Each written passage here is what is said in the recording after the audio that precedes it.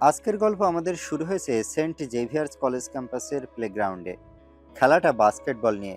একই শহরের নামকরা দুটো কলেজের মধ্যে লড়াই। যার একদিকে আছে সেন্ট জেভিয়ার্স কলেজ আর তার বিরোধী পক্ষের কলেজ হলো Presidency college. Already Presidency college জিতের দোরগোড়ায়।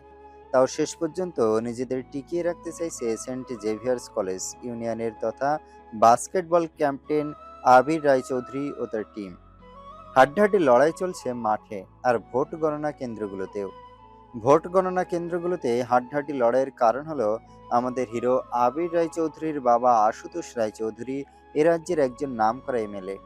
এবারের বিধানসভার ভোটে তিনি দাঁড়িয়েছেন কলকাতার প্রার্থী হয়ে। আজ তারই ফলাফল ঘোষণার দিন। তাই সকাল থেকে যেমন তিনি চিন্তিত তেমনি উত্তেজিত। তবে এমএলএ মশাইয়ের উত্তেজিত হওয়ার কারণটা আপনারা একটু পরেই জানতে পারবেন। শেষ পর্যন্ত গল্পের সাথে থাকুন।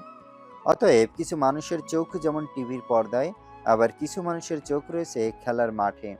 দীর্ঘ সময়ের হাড্ডাহাড্ডি লড়াইয়ের পর প্রেসিডেন্সি কলেজের basketball captain Ayush Debnath basketball খেলায় জিতে যায়। আর সেন্ট জেভিয়ার্স কলেজের বাস্কেটবল ক্যাপ্টেন এবারেও হেরে যায়।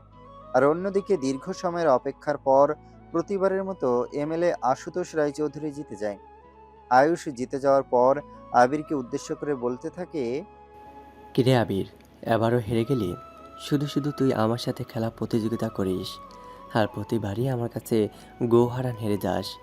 ভালো লাগে তোর? আমি হলে তো আর কোনো দিনই বাস্কেটবল খেলতাম না, তুই বলে খেলিস। সত্যি বলছি ভাই, তোর লজ্জা এতটুকু করে না। এই বলে আয়ুষ আর তার দলের ছেলেরা খুব হাসাহাসি করতে থাকে। আবির হেরে যাওয়ার জন্য আয়ুষের দল নানা কথা বলে আবির এবং তার দলের ছেলেদেরকে খেপাতে থাকে। আর তারপর একটা সময় কথা কাটাকাটি হতে হতে আয়ুষ আর আবিরের মধ্যে মারপিট লেগে যায়। সেন্ট জেভিয়ার্স কলেজ ক্যাম্পাসের মধ্যে বাইরের একটা কলেজের ছেলেদের সাথে এমন মারপিট দেখে সবাই খুব অবাক। এরই মাঝে শিয়া এসে হাজির আয়ুষ আর আবিরের কাছে। তারপর দুজনকে টেনে সরিয়ে বলে উঠল, আবির, এসব কি হচ্ছে? নিজেদের ক্যাম্পাসের মধ্যে দাঁড়িয়ে একটা বাইরের কলেজের ছেলেদের সাথে এমন মারপিট করছো? তাতে তোমার এইটা আইডিয়া নেই যে এতে আমাদের কলেজের কতটা বদনাম হবে? আর কিসের মারপিট? খেলায় হার জিত তো থাকবেই। শিয়ার কথা শুনে আবির আবার রেগে গিয়ে বলে উঠল, তুমি শুধু আমাকেই বলছো, এতে আমার কোথায় দোষ? ওরাই তো আগে থেকে আমাকে আর আমার দলের ছেলেদেরকে সেই তখন থেকে আজে বাজে কথা বলছে। কই, তখন তো তুমি কিছু বলছো না। এসব আমি শুরু করিনি। আবিরের কথা শুনে শিয়া আর কিছুই বলে না। তখন শিয়া আয়ুষকে বলল, আয়ুষ, তোমাদের খেলা শেষ হয়েছে। এবার তোমরা নিজেদের কাজ করবে। যাও। আর যেন আমি এমন না দেখি। এইসব কথা বলে শিয়া ওখান থেকে চলে যায়। শিয়া হলো আবিরের গার্লফ্রেন্ড। প্রেসিডেন্সি কলেজের ছাত্র আয়ুষ অনেকবার শিয়াকে প্রপোজ করেছে, কিন্তু শিয়া রাজি হয়নি। একদিকে আবির এমএলএর ছেলে, অনেক সুনাম। অন্যদিকে বিরোধী দলের ক্যাপ্টেন তথা আয়ুষের বাবাও অপোজিট পার্টির নামকরা সদস্য। ওনার নাম শঙ্কর দেবনাথ। তবে উনি আবিরের বাবার বিরোধী দলের। আবিরের বাবার অপোজিট পার্টির হয়ে প্রতিবার শঙ্কর দেবনাথ পার্টিতে দাঁড়ান আর হারেন। আয়ুষের কাছে আবির হারলে কি হবে? আবিরের বাবার কাছে আয়ুষের বাবা প্রতিবারের মতোই হেরেছেন, তাও আবার এবারে 5,000 আসনে হেরেছেন। আর এই খবরটা কেউ আবির আর আয়ুষের ঝামেলার মাঝে পাশ থেকে এসে আবিরের কানে কানে বলে যায়। আবির সে কথা জানতে পেরে এবার সেটা নিয়ে আবির আয়ুষকে ব্যঙ্গ করতে থাকে। আর তারপর আবার আরো মারামারি করতে গেলে শিয়া আবার আসে আর বলে, তোমরা কি শুরু করেছো? যাও সবাই নিজের নিজের বাড়ি। শিয়া এসে আবির আর আয়ুষকে বাড়ি চলে যেতে বললে আবির আর আয়ুষ বাড়ি চলে যায়। এরপর আবির নিজের পরাজয়ের জন্য কিছুটা দুঃখ, আবার বাবার জয়ের জন্য অনেকখানি আনন্দ দুই সাথে নিয়ে বাড়ি আসে। বাড়িতে এসে আবির দেখে অনেক লোকজন এসেছে ওদের বাড়িতে। পার্টির লোক, আত্মীয় স্বজন, মিডিয়ার লোক, যে যার মতো এসে ওর বাবাকে কনগ্রাচুলেট করছে, আনন্দ করছে। আর অন্যদিকে আবির নিজের বাবাকে সবার সাথে ব্যস্ত দেখে এই সুযোগে নিজের মুখ নিচু করে লুকিয়ে লুকিয়ে নিজের রুমে চলে যেতে চাইল। কিন্তু আবির তার বাবার চোখে ধুলো দিয়ে কিছুতেই নিজের ঘর পর্যন্ত যেতে পারল না। আবিরকে লুকিয়ে লুকিয়ে নিজের রুমের দিকে যেতে দেখে আশুতোষ বাবু সোজা নিজের ছেলের সামনে এসে দাঁড়ালো। আর ইতিমধ্যে আবিরকে এমন অবস্থায় বাড়িতে ঢুকতে দেখে আশুতোষ বাবু বেশ কিছুটা গম্ভীর গলায় বলে উঠলেন, এইসব কি হয়েছে আবির? বাড়ির বাইরে আবির যত বড়ই মাস্তানি করুক না কেন, আবির তার বাবাকে যথেষ্ট ভয় করে। বাবার প্রশ্নে আবির কিছুই বলতে পারছে না। চুপচাপ দাঁড়িয়ে থাকতে দেখে আশুতোষ বাবু এবার একটু চিৎকার করে উঠলেন, আর তাতে চারপাশের সবাই স্তব্ধ হয়ে দাঁড়িয়ে পড়ে। আবির তখনও কিছু বলছে না দেখে এমএলএ আশুতোষ বাবু গম্ভীর মুখে উঠে ঘরে চলে যান আর সবাইকে চলে যেতে বলেন। আশুতোষ বাবু চলে যেতেই আবির বাড়ির ভিতরে ঢোকে, আর অমনি নীলিমা দেবী ছেলেকে দেখতে পেয়ে ছুটে আসে আর এসেই কান্না জড়িত কণ্ঠে জিজ্ঞেস করে, তোর চোখ মুখ ফুলে গেল কি করে? ঠোঁট কেটে রক্ত বেরোচ্ছে, কি হয়েছে তোর? আবির তখন তার মায়ের কথার কোনো উত্তর না দিয়ে আশুতোষ বাবুর সাথে কথা বলতে যায়। আর আবির তার বাবার ঘরে গিয়ে বাবাকে জড়িয়ে ধরতে গেলে আশুতোষ বাবু আবিরকে দূরে সরিয়ে দিয়ে একটা চড় মারে আর বলে উঠল, বাবু, এইসব নাটক বন্ধ কর। আজ সারা দিন তুই কোথায় ছিলে? আজ ভোট গণনা হবে, এটা কি তুই জানতিস না? সকাল থেকে আমি খুব চিন্তায় ছিলাম। আমি তো ভেবেছিলাম তুই আমার পাশে থাকবে, কিন্তু না, তুই তো তোর খেলা নিয়ে মেতেছিলে। আর দিন দিন আমার টাকা ধ্বংস করছিস। কোথায় একটু আমার পাশে থাকবি তা না, কোনোদিন তো আমার অফিসে গিয়ে ব্যবসায় কি হচ্ছে সেটাও তো একটু খবর রাখতে পারিস। সব দিক কি আর আমি একা হাতে সামলাতে পারি? আশুতোষ বাবুর কথাগুলো আবির মাথা নিচু করে শুনছে, মুখে একটি কথাও বলছে না। তাই এবার আশুতোষ বাবু খুব রেগে গিয়ে বলে উঠল, যখন তুই তোর মর্জি মতো চলবি, আমার একটা কথাও শুনবি না, তখন আর তোকে এই বাড়িতে থাকতে হবে না। বেরিয়ে যা বাড়ি থেকে। বাড়ির বাইরে গিয়ে দেখ সমাজে তোর নিজের কোনো জায়গা আছে কিনা। যাদের জন্য তুই দুই হাত তুলে খরচ করিস তারা তোর পাশে আছে কিনা একবার দেখ। এইরকম অনেক অপমান করে আশুতোষ বাবু আবিরকে বাড়ি থেকে বেরিয়ে যেতে বলে। আজ উনি সকাল থেকে খুব উত্তেজিত ছিলেন, আর তার উত্তেজিত হওয়ার কারণ ছিল এটাই, উনি ভেবেছিলেন ওনার আজ এত বড় ফলাফল প্রকাশ হওয়ার দিনে কোথায় ছেলেকে পাশে পাবে তা না করে ছেলে খেলে বেড়াচ্ছে আর বাপের টাকার ধ্বংস করছে বসে বসে। আশুতোষ বাবু একজন এমএলএ হওয়ার সাথে সাথে একটা বড় ব্যবসাও আছে। আশুতোষ বাবু ভেবেছিলেন যে সেই ব্যবসার দায়িত্ব এবার ছেলের হাতে তুলে দিয়ে নিজেকে মানুষের সেবার কাজে নিয়োগ করবেন, কিন্তু তার হলো কই। ওনার স্বপ্ন স্বপ্নই রয়ে গেল। এবার দেখুক বাইরের দুনিয়ায় থেকে 1 টাকা রোজগার করতে গেলে কিভাবে মাথার ঘাম পায়ে ফেলতে হয়। আশুতোষ বাবু জানেন যে বাইরের জগৎ কতটা কঠিন। একসময় উনিও জীবনে অনেক পরিশ্রম করেছিলেন, আর তারপর আজ উনি এই জায়গায়। উনি চাইতেন না ওনার মতো সেই দিনগুলোর পরিস্থিতিতে ওনার ছেলে পড়ুক। খেলাধুলা নিয়ে বেশি মাতামাতি আশুতোষ বাবু তেমন পছন্দ করেন না। অযথা টাকা ওড়ানোও ওনার পছন্দ নয়।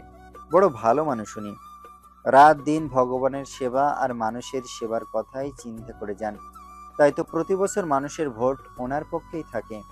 কিন্তু এবার ওনার ধৈর্যের বাঁধ ভেঙে যায়, আর উনি সিদ্ধান্ত নিয়ে ফেলেন ওনার ছেলেকে বাইরের দুনিয়ার কঠিন বাস্তবতা সম্পর্কে একটা চরম শিক্ষা দেবেন, এক প্রকার চরম শাস্তির মাধ্যমে।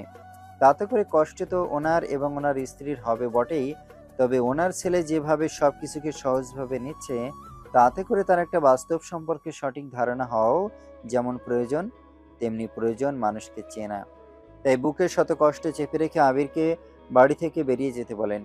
আর আবিরও তখন মাথা গরম করে বলে, ঠিক আছে ঠিক আছে, তোমার বাড়িতে আমি থাকবো না, আমি চলে যাচ্ছি। তুমি থাকো, তোমার টাকা পয়সা গাড়ি বাড়ি নিয়ে চললাম আমি। এই বলে আবির বাড়ি থেকে বেরিয়ে যেতে গেলে নীলিমা দেবী আবিরকে আটকায় আর বলে, বাবা আমার এমন করে না। বাবার কথায় রাগ করে বাড়ি থেকে চলে গেলে আমি কাকে নিয়ে থাকি বলতো? আমি তো কিছু করিনি, তাহলে তুই শুধু শুধু আমাকে কেন কষ্ট দিবি? এই সকল কথাগুলো বলতে বলতে নীলিমা দেবী খুব কাঁদতে থাকে। তখন আবির তার মাকে বলে যে, মা, তুমি কাঁদছো কেন?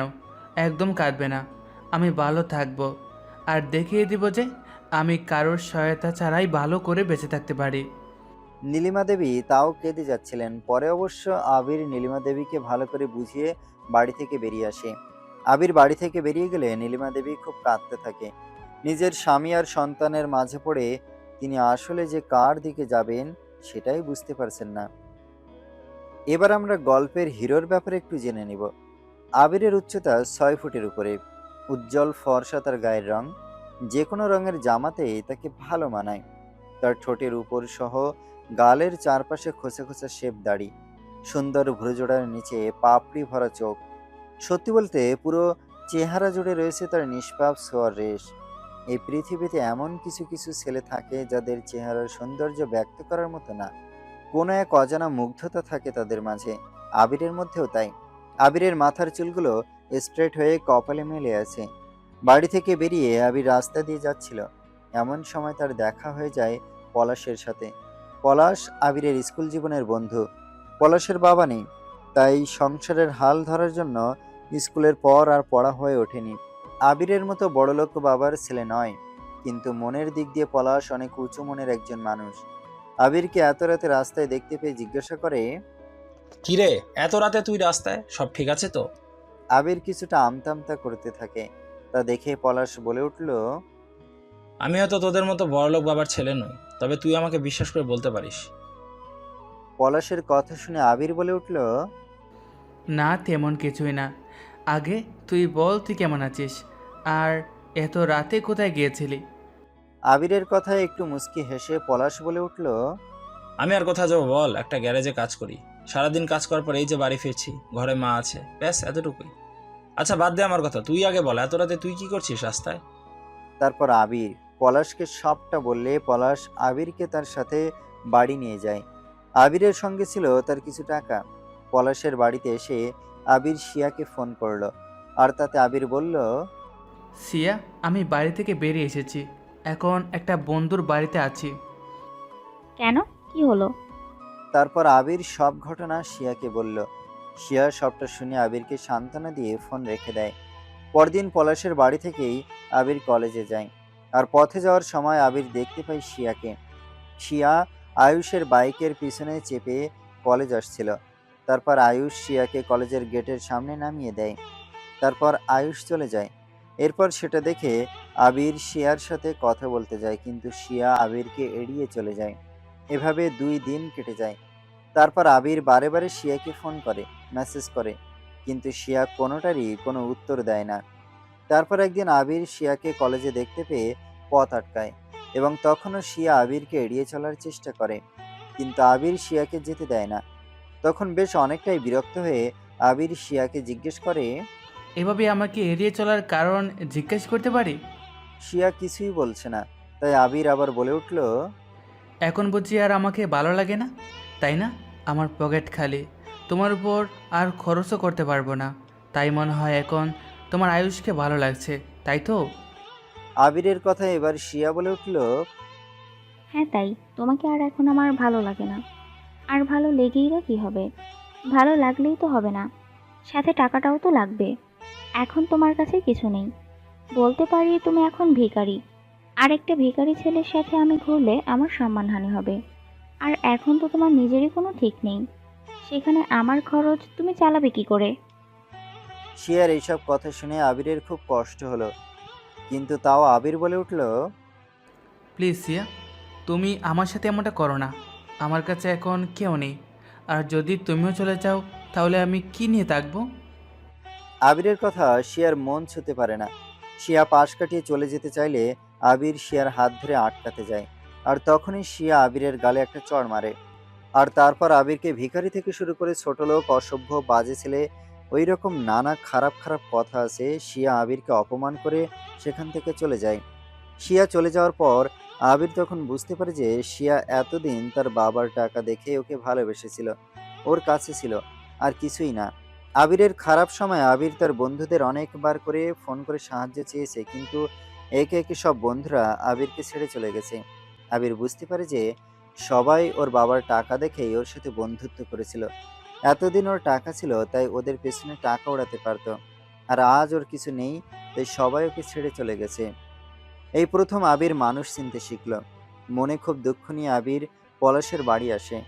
আবিরের এমন অবস্থা দেখে পলাশ জিজ্ঞাসা করে, কি হয়েছে তোর? তোকে এমনটা লাগছে কেন? পলাশের কথা শুনে আবির আর নিজেকে সামলাতে না পেরে পলাশের গলা জড়িয়ে খুব কাঁদতে থাকে। তখন আবিরের এমন অবস্থা দেখে পলাশ বলে, আবি, তুই যখন তোর ভুল বুঝতে পেরেছিস তাহলে একবার কাকুকে ফোন কর, দেখবি কাকু তোকে ঠিক ক্ষমা করে দিবেন। পলাশের কথা শুনে আবির নিজেকে শান্ত করলো। আবির এখন তার চারপাশের সবাইকে খুব ভালো করে বুঝতে পারে কে তার প্রকৃত বন্ধু আর কারা বন্ধুর বেশি শত্রু। তাই আবির তার বাবা আশুতোষ বাবুকে ফোন করলো। বেশ কয়েকবার ফোন করার পরও যখন আশুতোষ বাবু তোলে না, তখন আবির তার মাকে ফোন করলো। ওদিকে নীলিমা দেবী লুকিয়ে লুকিয়ে ফোনে কথা বলে ছেলের সাথে। আর তাতে আবির বলে যে মা, আমি আমার ভুল বুঝতে পেরেছি। বাবাকে অনেকবার ফোন করেছিলাম, কিন্তু বাবা আমার ফোন তুলেনি। আবিরের কথা শুনে নীলিমা দেবীর খুব কষ্ট হলো, আর তাই বলে উঠল, আমি তোর বাবার সাথে কথা বলছি। না মা, তুমি বাবাকে কিছু বলো না। আমি নিজের পায়ে দাঁড়াতে চাই, আর তারপরেই আমি বাড়ি ফিরবো। ছেলের এমন কথা শুনে নীলিমা দেবীর খুব ভালো লাগলো, কিন্তু তাদের একমাত্র ছেলেকে ছেড়ে থাকতেও যে ওনার খুব কষ্ট হচ্ছে, সে কথা তিনি কিভাবে বোঝাবেন নিজের স্বামী আর সন্তানকে। নীলিমা দেবী আবার কাঁদতে থাকলে আবির বলে যে তোমাকে না আমি কাঁদতে বারণ করেছি, তুমি আবার কাঁদছো? মা, আমি একদম ঠিক আছি। আমি দেখছি আমি কিছু করতে পারি কি না। আচ্ছা ঠিক আছে, এখন আমি রাখছি, পরে কথা বলবো। নিজের খেয়াল রাখবে তুমি, আর বাবারও খেয়াল রাখবে। এরপর আবির ফোন কেটে দেয়। নিজের কষ্টের কথা আবির তার মাকে বলে মায়ের চিন্তার বাড়াতে চায় না। তারপর একটা দীর্ঘ নিঃশ্বাস ত্যাগ করে মনকে শক্ত করে পরের দিন বেশ কয়েকটা জায়গায় কাজের খোঁজে যায়। আবিরকে এই শহরের সবাই চেনে। সবাই জানে যে আবির রায়চৌধুরী এই রাজ্যের অনেক বড় এমএলএ আশুতোষ বাবুর ছেলে। এত বড় লোকের ছেলে হয়ে ছোটখাটো কোম্পানিতে কাজের খোঁজে আসতে হবে দেখে অনেকেরই সন্দেহ হয়। তাই কেউ আর আবিরকে কাজ দেয় না, যেখানে তার বাবার নিজেরই বড় কোম্পানি আছে। এইভাবে আবির বহু জায়গায় কাজ করতে চেয়েছিল, কিন্তু রাজ্যের এত বড় এমএলএর ছেলে এত ছোটখাটো কাজ করবে ভেবেই আর কেউ কাজ দেয় না। নিরাশা হয়ে আবির বাড়ি ফিরে আসে। এইভাবে আরো দুদিন যাওয়ার পর আবির বুঝতে পারে যে এই শহরে থেকে তার কিছু হবে না। ওকে দূরে কোথাও চলে যেতে হবে, যেখানে ওর বাবাকে লোকজন চিনলেও ওকে কেউ চিনবে না, কেউ জানবে না ওর আসল পরিচয়। এইসব কথা ভেবে আবির প্রথমে পলাশকে সবটা বলে, আর তারপর পলাশ বলে যে দেখ, এটা আমি কিছু বলতে পারবো না, তুই ভেবে দেখ। তোর যেটা ভালো মনে হবে তুই সেটাই করবি। তবে আমি বলবো তার আগে তুই তোর মাকে সবটা বল, কাকিমা কি বলেন দেখ, তারপর তুই সিদ্ধান্ত নিবি। পলাশের কথা শুনে আবির তার মাকে ফোন করে আর বলে মা, আমি এই শহর ছেড়ে চলে যাচ্ছি। আবিরের কথা শুনে নীলিমা দেবী আর চোখের জল ধরে রাখতে পারলেন না। তিনি খুব চিন্তিত হয়ে বলে উঠলেন, কোথায় যাবি বাবা তুই? এই শহরের সবাই আমাদের চেনা জানা। বাইরের লোকজন কেমন সে তো আমরা কিছুই জানি না।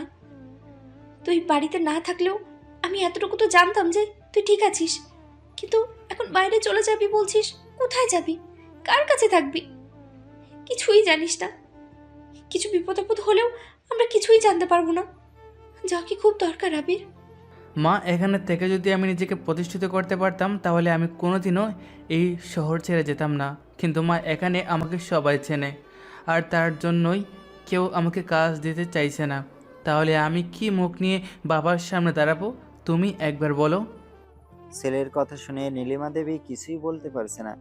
তাই আবির নীলিমা দেবীকে শান্ত করে বলে উঠল, মা, আমি নিজেকে প্রতিষ্ঠিত করে তবেই বাবার সামনে এসে দাঁড়াবো।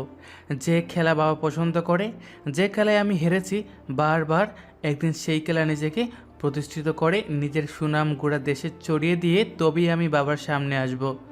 আজ যেমন আমাকে সবাই বাবার পরিচয় চেনে, জানে, একদিন এমন দিন আসবে যেদিন আমার পরিচয়ে বাবার পরিচিত হবে। ছেলের এমন কথা শুনে গর্বে নীলিমা দেবীর বুক ভরে যায়। তারপর আশীর্বাদ করে বলে, জয়ী হয়ে বাড়ি ফিরে আসবি তুই। তোকে নিয়ে আজ আমার খুব গর্ববোধ হচ্ছে। একবার যদি তোর বাবা জানতে পারতো যে তার ছেলে আর সেই আগের আবির নেই, তাহলে আজ উনি খুব খুশি হতো। হ্যাঁ মা, আমি নিজেকে প্রতিষ্ঠিত করেই বাবার সামনে এসে দাঁড়াবো। এখন রাখছি, তুমি ভালো থেকো। আমি ভালো থাকবো, কারণ আমাকে যে ভালো থাকতেই হবে। তোর সফলতা অর্জন আমি দু চোখ মিলে দেখবো তো। আর আমি তোর বাবাকেও ভালো রাখবো। ঠিক আছে, তুই আমাদের নিয়ে ভাবিস না, নিজের খেয়াল রাখবি আর ফোন করবি। মায়ের মন সব সময়ই তার সন্তানের জন্য কাঁদে। এ কথাটা যদি তুই আর তোর বাবা বুঝতো। আচ্ছা আচ্ছা, আমার মাদার ইন্ডিয়া আর ইমোশনাল না, অনেক কান্না হয়েছে, এবার আর কান্না না, ঠিক আছে? আমি রাখছি এবার। এরপর আবির ফোন কেটে বুকে অনেকটা সাহস করে আর নিজেকে কিছু একটা করে দেখানোর তাগিদে পরের দিন সকালে সেই শহর ছেড়ে আবির পাড়ি দিল শিলিগুড়িতে। সেখানে সে আবির কাজ ও বাড়ি দুই খুঁজতে শুরু করলো। কিন্তু বাড়ি ভাড়ার জন্য যে পরিমাণ টাকা চেয়েছিল সেই পরিমাণ টাকা আবিরের কাছে ছিল না। তাই সারাদিন কোনো রকমে যেখানে সেখানে ঘুরে ঘুরে কাজ খুঁজলেও রাতের বেলায় কোথায় থাকবে এসব ভাবতে ভাবতে আবির দেখতে পেল ফুটপাতে যারা বসে আছে তাদের জন্য কেউ খাবার দিচ্ছে। তাই আর কোনো কিছু না ভেবে আবির সেই ব্যক্তির কাছে গিয়ে খাবার চাইলে সেই ব্যক্তি প্রথমে কিছুক্ষণ আবিরের দিকে তাকিয়ে দেখলো আর তারপর খাবার দিয়ে দিল। আবিরও খাবার নিয়ে মনের আনন্দে খেতে শুরু করলো। দূর থেকে দাঁড়িয়ে সেই ব্যক্তি আবিরকে লক্ষ্য করছিল। আবিরের পরনের কাপড় দেখে আবিরকে কিছুতেই ভিখারি মনে হচ্ছিল না। তাহলে কে ছেলেটা? তাই সেই ব্যক্তি মনে মনে বলে উঠল। এখানে আগে কোনো দিন দেখিনি তো, কোথা থেকে এসেছি? তারপর সেই ব্যক্তি আর এত কিছু না ভেবে চলে যায়। তারপর দুদিন ধরে সেই ব্যক্তি আবিরকে দেখতে পায়। তাই এবার অনেকটা কৌতূহলের সাথেই সেই ব্যক্তি আবিরকে জিজ্ঞাসা করে। বলছি, তোমাকে একটা কথা বলি। তোমার পোশাক আশাক দেখে তো মনে হয় না তুমি ভিক্ষুক বা পথে পথে থাকতে পারো বলেই। আমি তো প্রতিদিন এই পথে সকল ফুটপাতে থাকা মানুষদের খাবার দিই, কিন্তু তোমাকে তো এই 2-3 দিন হলো নতুন দেখছি। তুমি কে? কোথা থেকে এসেছো? এরপর আরো নানা কথা জিজ্ঞাসা করতে থাকে আবিরকে। শেষে আবিরের পরিচয়ও জানতে চায়। এরপর সেই ব্যক্তিকে কেন জানি না আবিরের ভালো মানুষ বলে মনে হয়। কারণ যে ছেলে মানুষের সেবা করে সে কখনো খারাপ হতে পারে না, যেমন ওর বাবাও।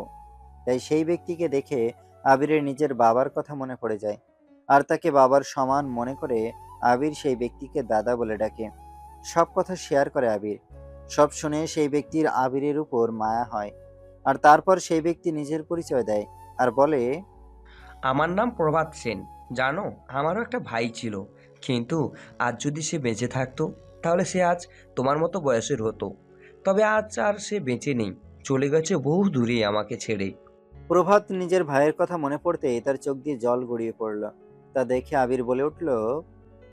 দাদা, আজ থেকে আমিই তোমার ভাই।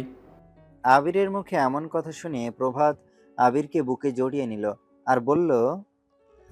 দাদা বলে যখন ডেকেছো, তখন এই দাদা তোমার সাহায্য করবে। চলো বাড়ি যাই। এই বলে প্রভাত আবিরকে নিজের ভাইয়ের মতো মনে করে সাহায্য করবে, পাশে থাকবে, এই প্রতিশ্রুতি দিয়ে বাড়ি নিয়ে যায়। বাড়িতে এসে আবির যখন কাউকে দেখতে পায় না তখন আবির প্রভাতকে জিজ্ঞাসা করে যে। বাড়িতে কেউ নেই নাকি? আবিরের কথা শুনে প্রভাত বলে। হ্যাঁ, বাড়িতে কেউ নেই। তার কারণ হলো, ভাই যখন খুব ছোট ছিল তখনই মা বাবা মারা গেছে। তারপর অনেক কষ্ট করে ভাইকে এই নিজের একা হাতে বড় করেছিলাম। তারপর একদিন রোড অ্যাক্সিডেন্টে ভাই মারা যায়। তারপর আমার যেন সব কিছুই থেমে গিয়েছিল। এই বাড়িতে নিজেকে বড়ই একা একা মনে হতো। তাই যাকে ভালোবাসতাম তাকেই বিয়ে করে নিয়েছিলাম, কিন্তু সে বিয়ে করতে চায়নি আমাকে। বলতে পারো আমি এক প্রকার জোর করেই তাকে বিয়ে করেছিলাম। কিন্তু বিয়ের 1 মাস যেতে না যেতেই তার খুব অসুখ করলো। জানতে পারলাম তার ব্লাড ক্যান্সার আছে। আমি ভিতরে ভিতরে ভেঙে পড়েছিলাম, কিন্তু তাকে কিছুই বুঝতে দিইনি। আর সেই দিন আমি বুঝতে পারলাম যে এই কারণেই সে আমাকে বিয়ে করতে চাইছিল না। আর সেদিন আমি বুঝতে পারলাম যে এই কারণেই সে আমাকে বিয়ে করতে চাইছিল না। আর তারপর সে একদিন আমাকে ফাঁকি দিয়ে সারা জীবনের জন্য আমাকে ছেড়ে চলে যায়। তারপর আর বিয়ে করিনি। ওর ভালোবাসার স্মৃতি নিয়েই আমি বাকি জীবনটা কাটিয়ে দিব। আজ 5 বছর হলো সে আমাকে ছেড়ে চলে গেছে। এইসব কথা শুনে আবিরের চোখে জল চলে আসে। আর তখন আবির প্রভাতকে জড়িয়ে ধরে বলে। আজ থেকে আমি আছি তোমার পরিবারের একজন হয়ে, তোমার ভাই। তোমাকে একা করে আমি আর কোনোদিনও যাব না। আবিরের কথা শুনে প্রভাত খুব খুশি হয় আর ভালোবেসে নিজের ছোট ভাইকে জড়িয়ে ধরে। এইভাবে এই দিন যেতে থাকে। আবিরের বয়স কম ছিল, তাই প্রভাত ঠিক করে যে আবিরকে কলেজে ভর্তি করবে। সেই মতো প্রভাত আবিরকে শিলিগুড়ির সিটি কলেজে ভর্তি করিয়ে দেয়। আর নিজের হাত খরচ চালানোর জন্য প্রভাত আবিরকে একটা প্রাইভেট জবের ব্যবস্থাও করে দেয়। এইভাবেই আবিরের দিন যেতে থাকে। ওদিকে মাঝে মাঝেই আবির তার মাকে ফোন করে নিজের সব খবর দিত। আবির ভালো আছে জেনে নীলিমা দেবী খুব খুশি হতেন। তবে ছেলেকে নিজের থেকে এত দূরে দেখে মনে মনে খুব কষ্ট পেতেন, কিন্তু ওনার কিছুই করার ছিল না। প্রতিদিন আবির নিজের মতো করেই কলেজ যেত আসতো। আর অন্যদিকে একদিন হঠাৎ আবিরকে দেখে আবিরের প্রেমে পড়ে যায় এক মেয়ে। প্রতিদিন আবিরকে না দেখলে তার রাতে ঠিক করে ঘুমই হতো না, যেন আবিরকে না দেখলে তার দিনই চলতো না। কেমন যেন নিজেকে তার অস্থির অস্থির লাগতো। আবিরকে ভালোবেসে তার এমন অবস্থা হয়েছিল যে আবিরকে কখনো তার স্বপ্নে আবার কখনো তার কল্পনায় ভাবতে শুরু করে। আবিরকে ভালোবেসে তার পাগল পাগল অবস্থা। সে নিজেই নিজেকে আয়নার সামনে দাঁড় করিয়ে আবিরের ছবির দিকে তাকিয়ে নিজেকেই বলতে থাকে, যেই মেয়েটার প্রতি কিনা ক্লাসের ছেলেরা পাগল, সেই মেয়ে কিনা ওই ছেলের প্রতি পাগল। বাহ, ভাবলেই আমার নিজেকে অবাক লাগে। এইসব কথাগুলো বলে আমাদের গল্পের নায়িকা লজ্জায় নিজের মুখ তার নিজের হাত দিয়ে ঢেকে বসে। মাফ করবেন, এখন আমি আপনাদের গল্পের নায়িকার পরিচয় তো আপনাদের দিইনি, তাহলে আমি সরাসরি চলে যাই আমাদের গল্পের নায়িকার পরিচয় দিতে। খুব বেশি উপচে পড়া ধবধবে ফর্সা না হলেও হলুদ সুন্দরী বলা যায়, যেন চকচক করছে গায়ের উজ্জ্বলতা। গোলাপির সাথে হালকা বাদামি ঠোঁট, যেন লিপস্টিকের সাথে লিপ লাইন এঁকে শুয়ে দিয়েছে বাদামি রং দিয়ে। কাজল কালো চক্ষু জোড়া যেন টেনে দিয়েছে কেউ, আর হাসি যেন সারাক্ষণ লেগেই আছে তার ঠোঁট জোড়ায়। রেশমি ঘন চুলগুলো যেন সারাক্ষণ খেলে বেড়ায় বাতাসের সাথে সাথে, ঠিক যেমন দুষ্টুমি খেলে বেড়ায় তার মাথা আর কপালের ভাঁজে ভাঁজে। একদম মিষ্টি একটা মেয়ে। কি ভাবছেন, এত সুন্দর করে একজন নারীর বর্ণনা আর কার সম্পর্কেই বা হতে পারে বলুন তো? আরে হ্যাঁ, এই নারী হলো আমাদের আজকের গল্পের নায়িকা। দেখতে যেমন মিষ্টি, নামও তার খুব সুন্দর। তাই আজ আমাদের গল্পের নায়িকার নাম তুলি রায়, ডাকনাম মিষ্টি। বাবার নাম শিবশঙ্কর রায়। বাড়ির সবাই আর বন্ধুরা সবাই তাকে মিষ্টি পাখি বলে ডাকে। যে মিষ্টি পাখিটা কিনা এতদিন এদিক সেদিক ঘুরে বেড়াতো অবাধে, সেই মিষ্টি পাখিটাই আজ বাধা পড়েছে কারো চোখের মায়ার জালে। এরপর তুলি আবিরের সাথে কথা বলার জন্য অনেক চেষ্টা করে, কিন্তু আবির কিছুতেই তুলির সাথে কথা বলে না। আবিরের সাথে কথা বলার জন্য তুলি অনেক রকমের পাগলামি করতে থাকে, জেনে বুঝে কখনো কখনো হঠাৎ হঠাৎ করে আবিরের একেবারেই সামনে চলে আসে, আবার কখনো আবিরের অমনোযোগের সুযোগ নিয়ে তার সাথে ধাক্কা করে। নানাভাবে তুলি আবিরের সাথে কথা বলে বন্ধুত্ব করতে চায়, কিন্তু আবির তুলির সাথে কথা বললেও এসবেও তেমন একটা কেয়ার করতো না। ইতিমধ্যে কলেজে আবিরের দুটো ভালো বন্ধু হয়। আবিরের কাছে তারা জানতে পেরেছে যে আবির বাস্কেটবল খেলতে পারে, আর তাতেই তারা দুজনে এসে আবিরকে জানায় যে আবির, একটা কথা শুনেছিস? আবির বেশ অবাক হয়ে বলে, কি কথা? আমাদের এই কলেজে বাস্কেটবল ম্যাচ হবে, আর এখানে যদি এই কলেজের বাস্কেটবল টিম জিততে পারে তাহলে তারা সারা শিলিগুড়ির হয়ে খেলার সুযোগ পাবে। বুঝতে পারছিস আমি কি বলছি?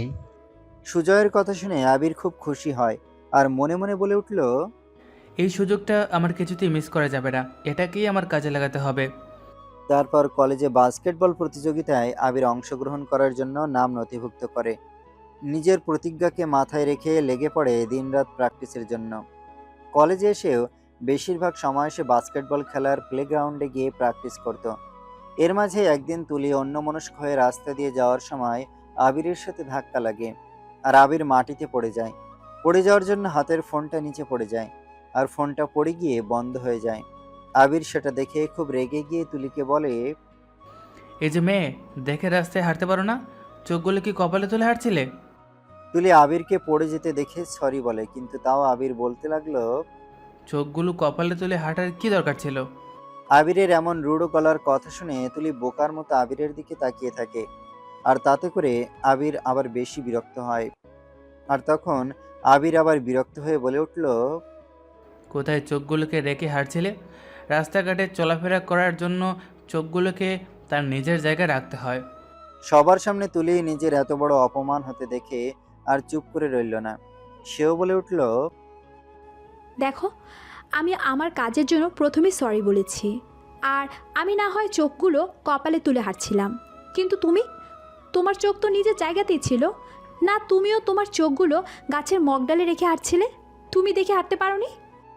এতক্ষণ পর তুলির গলা শুনতে পেয়ে আবির বলে উঠল, বাবা, মামুনির মুখে এতক্ষণ পর কথা পড়ছে। আমি তো ভাবছিলাম তুমি হয়তো বোবা, কথা বলতে পারো না, কিন্তু এখন দেখছি মুখে খুই ফুটছে। হ্যাঁ, সে যাই ফুটেছে, তাতে তোমার কি? তারপর দুজনে মিলে খুব তর্ক করতে থাকে। একটা সময় পর আবির খুব বিরক্ত হয়ে বলে উঠল, এই মেয়ে শোনো, তোমার সাথে এখানে দাঁড়িয়ে বাজে বকবক করার সময় আমার নেই, তাই বলছি সরো আমার রাস্তা দেখে। আবিরের কথা শুনে তুলিও বলে উঠল, আই, তুমি তখন থেকে এই মেয়ে কাকে বলছো? আমার একটা নাম আছে, আমার নাম তুলি রায়। আর আমি বলবো আমার নাম ধরেই কথা বলবে। আর আমি তোমার রাস্তা ধরে পড়ে নিই, রাস্তাটা সবাই হাঁটতে পারে।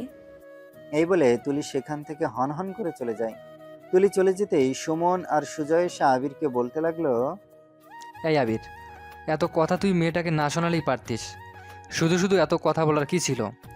সুমনের কথায় বেশি বিরক্ত হয়ে আবির বলে উঠল, আমি একা কথা বলছিলাম, মেয়েটা কিছুই বলেনি। তোরা শুধু আমার কথা শুনতে পেয়েছিস। আমরা সে কথা বলিনি। আমরা বলেছি এত রুডভাবে কেউ কথা বলে, তাও আবার একটা মেয়ের সাথে। হ্যাঁ, এভাবে কথা বলা তোর উচিত হয়নি। তোর একবার ওর কাছে গিয়ে সরি বলা উচিত। আবির সুজয় আর সুমনের কথায় বেশ একটা পাত্তা না দিয়ে সেখান থেকে চলে যায়। অন্যদিকে আবিরের এমন ব্যবহারে তুলির খুব কষ্ট হয়। তুলি মনে মনে ঠিক করে যে আর কখনো আবিরের সাথে কথা বলবে না।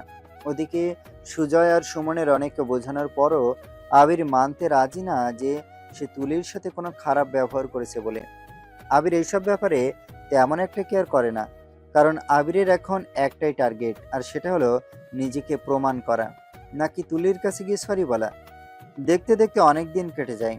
তুলির মন ছটফট করতো আবিরকে এক পলক দেখার জন্য, কিন্তু তাও সেদিনের পর থেকে তুলি যেমনটা সিদ্ধান্ত নিয়েছিল সেই সিদ্ধান্ত থেকে এক ফোঁটাও নড়েনি।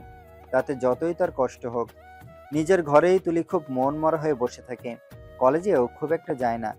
এদিকে আবির বেশ কিছুদিন ধরে লক্ষ্য করে যে তুলিকে সে কলেজে দেখতে পায় না। তাই আবির মনে মনে ভাবে, সেদিনের পর তো আর ওই মেয়েটাকে কি যেন নাম বলছিলি, মনেই পড়ে না। ও হ্যাঁ, তুলি, তাকে তো আর দেখতে পাইনি। কলেজে কি আসে না? আমার ব্যবহারে কেউ দুঃখ পেয়েছে তাই কলেজে আসে না? কি জানি বাবু, একবার কি খবর নিব? তারপর কিছু একটা ভেবে আবির আবার মনে মনে বলে উঠল, কি দরকার বাবা জেনে শুনে জামলা গাড়ি নেওয়ার? সে কলেজে আসেনি, তাতে আমার কি? সে আসুক বা না আসুক, আমার তো কিছু না। এইসব মনে মনে ভেবে নিয়ে আবার আবিরের সামনের দিকে যেতে যেতে আবার মনে মনে ভাবল, না, যদি সত্যি আমার জন্য কলেজ আসা বন্ধ করে দিয়েছে তাহলে তো এটা খুব খারাপ। আমি চাই না আমার জন্য কেউ তার পড়াশোনা বন্ধ করে দিক। এইসব কথা ভেবে আবিরের মনে একটা খারাপ লাগা কাজ করে, কিন্তু তুলিকে আর আবির দেখতে পায় না। দেখতে দেখতে চলে এলো সেই দিন যেদিন শিলিগুড়ি শহরের দুটো বড় কলেজের মধ্যে প্রতিযোগিতা হবে। সিটি কলেজের সাথে সূর্য সেন কলেজের বাস্কেটবল প্রতিযোগিতা হবে। আবির তৈরি ম্যাচ খেলার জন্য। যথারীতি আবির জার্সি পরে নিয়েছে, একটু পরেই প্লেগ্রাউন্ডে নামবে। ইতিমধ্যেই আবির তার ড্রেসিং রুম থেকে বেরিয়ে প্লেগ্রাউন্ডের দিকে যাচ্ছিল, আর এমন সময় আবির তুলির একেবারেই সামনাসামনি পড়ে যায়। দুজনের চোখাচোখি হয়। আবিরকে এতদিন পর চোখের সামনে দেখে তুলির বুকে কেমন যেন একটা চিনচিনে ব্যথা অনুভব করে। আর অন্যদিকে আবির ও তুলিকে অনেকদিন পর দেখে হঠাৎ তার বুকটা কেমন যেন ধক করে ওঠে। এরপর তুলি মাথা নিচু করে একটা রাগ রাগ ভঙ্গি করে চলে যায় তার বান্ধবী সোমার কাছে। অন্যদিকে আবির তুলির চলে যাওয়ার দিকে একভাবে তাকিয়ে থাকে। আবিরকে একভাবে তাকিয়ে থাকতে দেখে সুজয় বলে উঠল, সেদিন ওর সাথে ওরকম ব্যবহার করা তো ঠিক হয়নি। তোর একবার ওকে সরি বলা উচিত। সুজয়ের কথা শুনে আবির একবার সুজয়ের দিকে তাকায়, আর এরপর ম্যাচ শুরু হওয়ার কথা ঘোষণা হয়। এরপর যথারীতি ম্যাচ শুরু হয়। সূর্য সেন কলেজ আর সিটি কলেজ প্লেগ্রাউন্ডে উপস্থিত হয়েছে। খেলা চলছে জোর কদমে, কেউ কারোর এক চুল জায়গা ছেড়ে দিতে রাজি না। নিজেদের সর্বস্ব দিয়ে দুই কলেজ খেলে যাচ্ছে। দুই দলের মধ্যে হাড্ডাহাড্ডি লড়াই চলছে। দুই দলের ক্যাপ্টেন তাদের টিমকে খুব ভালোভাবে পরিচালনা করছে। এরই মাঝে সিটি কলেজ দুইবার গোল করে দিয়েছে। সিটি কলেজ প্রায় জেতার পথে। আবির দারুণ খেলছে, সেটা দেখে তুলি খুব খুশি হয়। আর আবিরের পারফরমেন্স দেখে হাততালি দিয়ে ওঠে আনন্দে, যেটা আবির খেলার মাঝেও ঠিক লক্ষ্য করে। এবং তুলির এত আনন্দ হতে দেখে আবির নিজেও মনে মনে খুব খুশি হয় তাতে। সিটি কলেজ তাদের 1 ইঞ্চি জমিও ছাড়ছে না। সূর্য সেন কলেজকে গোল দেওয়ার সুযোগটাই দিচ্ছে না সিটি কলেজ। আর তারপর শেষে একটা গোল করে দিয়ে ফাইনালি সিটি কলেজ এতগুলো বছর পর উইনার হলো। এবং এর পেছনে আবিরের কৃতিত্ব ও পারফরমেন্স ছিল সব থেকে ভালো ও আকর্ষণীয়। তারপর যথারীতি পুরস্কার দেওয়ার সময় এলো এবং আবিরকে বেস্ট পারফরমেন্সের জন্য ট্রফি ও 50,000 টাকা পুরস্কার দেওয়া হলো। এরপর সবাই আবিরকে অভিনন্দন করতে লাগলো। তার মাঝেই তুলিও আসে আর বলে, অনেক অভিনন্দন তোমাকে। আবিরকে অভিনন্দন জানিয়ে চলে যেতে নিলে আবির তুলিকে আটকায়। তারপর আবির বলে উঠল, সেদিনের জন্য সরি। আবিরের মুখে সরি কথাটি শুনে তুলি একবার আবিরের দিকে তাকিয়ে দেখল। তারপর আবার চলে যেতে শুরু করলে আবির আবার তুলির পথ আটকিয়ে বলে উঠল, সেদিন আমার অমন করে কথা বলা উচিত হয়নি, তার জন্য অনেকটা সরি। আবিরের কথা শুনে তুলি বলে উঠল, আচ্ছা আচ্ছা ঠিক আছে, হ্যাঁ এত সরি বলার দরকার নেই, ঠিক আছে। এরপর তুলি আবার চলে যেতে চাইলে আবার আবির বলে উঠল, বলছি শোনো না, তোমার সাথে আমার একটু কথা ছিল। আবিরের মুখে এমন কথা শুনে তুলি বেশ অবাক হলো আর মনে মনে ভাবলো, আমার সাথে আবার তার কি কথা থাকতে পারে? তুলি বেশ কৌতূহলী দৃষ্টিতে আবিরের দিকে তাকিয়ে থাকতে দেখে আবির বলে উঠল, আমি বুঝতে পারছি তুমি আমার কথায় বেশ অবাক হয়েছো, কিন্তু আমি তোমাকে একটা কথা বলতে চাই, আর সেটা হলো যে আমরা কি বন্ধু হতে পারি? আবিরের কথা শুনে তুলির মনে ঠিক কি যেন লাড্ডু ফোটার মতো অবস্থা হয়েছে। মনে মনে তুলি খুব খুশি হলেও মুখে সেটা প্রকাশ করলো না। শুধু এক টুকরো হাসি ফুটে উঠল তুলির মুখে। আর তাতে আবির বুঝতে পারলো যে তার সাথে বন্ধুত্ব করতে তুলির আপত্তি নেই। তাই সহজেই আবির তার হাতটা তুলির দিকে বাড়িয়ে দিল। তুলিও আর কোনো কথা না ভেবে আবিরের হাতে হাত মিলিয়ে বন্ধুত্ব স্থাপন করলো। বন্ধুত্ব হওয়ার পর তারা বেশ অনেকটা সময় একে অপরের সাথে কাটাতো। দুজনে মিলে অনেক জায়গায় ঘুরতেও গেছে। দুজনেই নিজের মনের কথা শেয়ার করত। দুজনের মধ্যে একটা ভালো বন্ধুত্বের সম্পর্ক তৈরি হয়। তুলি আবিরকে সব সময় খেলার দিক থেকে সাপোর্ট করত, সাহস যোগাতো, মন দিয়ে খেলার জন্য অনুপ্রেরণা দিত। এর মাঝে বেশ কয়েকটা টেস্ট লেভেলের বাস্কেটবল খেলে আবির নিজের একটা নাম করে। এরই মাঝে একদিন জেলার হয়ে খেলার সুযোগ আসে। সবাই গোটা টিমকে অভিনন্দন জানালো এবং আবিরকে করা হলো টিমের ক্যাপ্টেন। স্যার ম্যাডাম থেকে শুরু করে গোটা কলেজ খুব খুশি। আবিরকে কনগ্রাচুলেট করা হলো। তারপর কলেজের বেশ কতগুলো জুনিয়র মেয়ে এসে আবিরকে ঘিরে ধরে আর বলে উঠল, অনেকগুলো মেয়ে একসাথে, আবিরদা একটু দাঁড়াও, তোমার সাথে কথা আছে। আবির তখন পিছন ঘুরে দাঁড়িয়েছিল। তাদের গলার আওয়াজ শুনতে পেয়ে সামনের দিকে ঘুরে বলে উঠল, হ্যাঁ বলো, কি বলবে? আসলে আমরা সবাই তোমাকে খেলার জন্য আগাম শুভেচ্ছা জানাতে এসেছি। খুব ভালো করে খেলবে। অল দ্য বেস্ট আবিরদা। আবির তাদের কথা শুনে মুখে একটু হাসি ফুটিয়ে বলে উঠল, আচ্ছা আচ্ছা ঠিক আছে, তোমাদের এই শুভেচ্ছার কথা আমার মনে থাকবে। এখন আসি কেমন? এই বলে আবির সেখান থেকে চলে যায়। আবির চলে যাওয়ার পর সেই মেয়েরা একসাথে বলে ওঠে, আবিরদা কত হ্যান্ডসাম দেখতে, তাই না? কি সুন্দরভাবে সবার সাথে কথা বলে। সত্যি বলছি, আবিরদা আমার ক্রাশ। ঠিক তখন আরেকজন মেয়ে বলে ওঠে, শুধু তোর না, কলেজে অনেক সিনিয়র এবং জুনিয়র মেয়েদের ক্রাশ হলো আবিরদা। দূরে দাঁড়িয়ে থেকে তুলি এইসব কথাগুলো শুনছিল আর মনে মনে খুব রাগে ফুঁসছিল। চোখ মুখ রাগের জন্য লাল হয়ে গেছিল আর বেশ বকবক করতে করতে ক্যান্টিনের দিকে চলে যায়।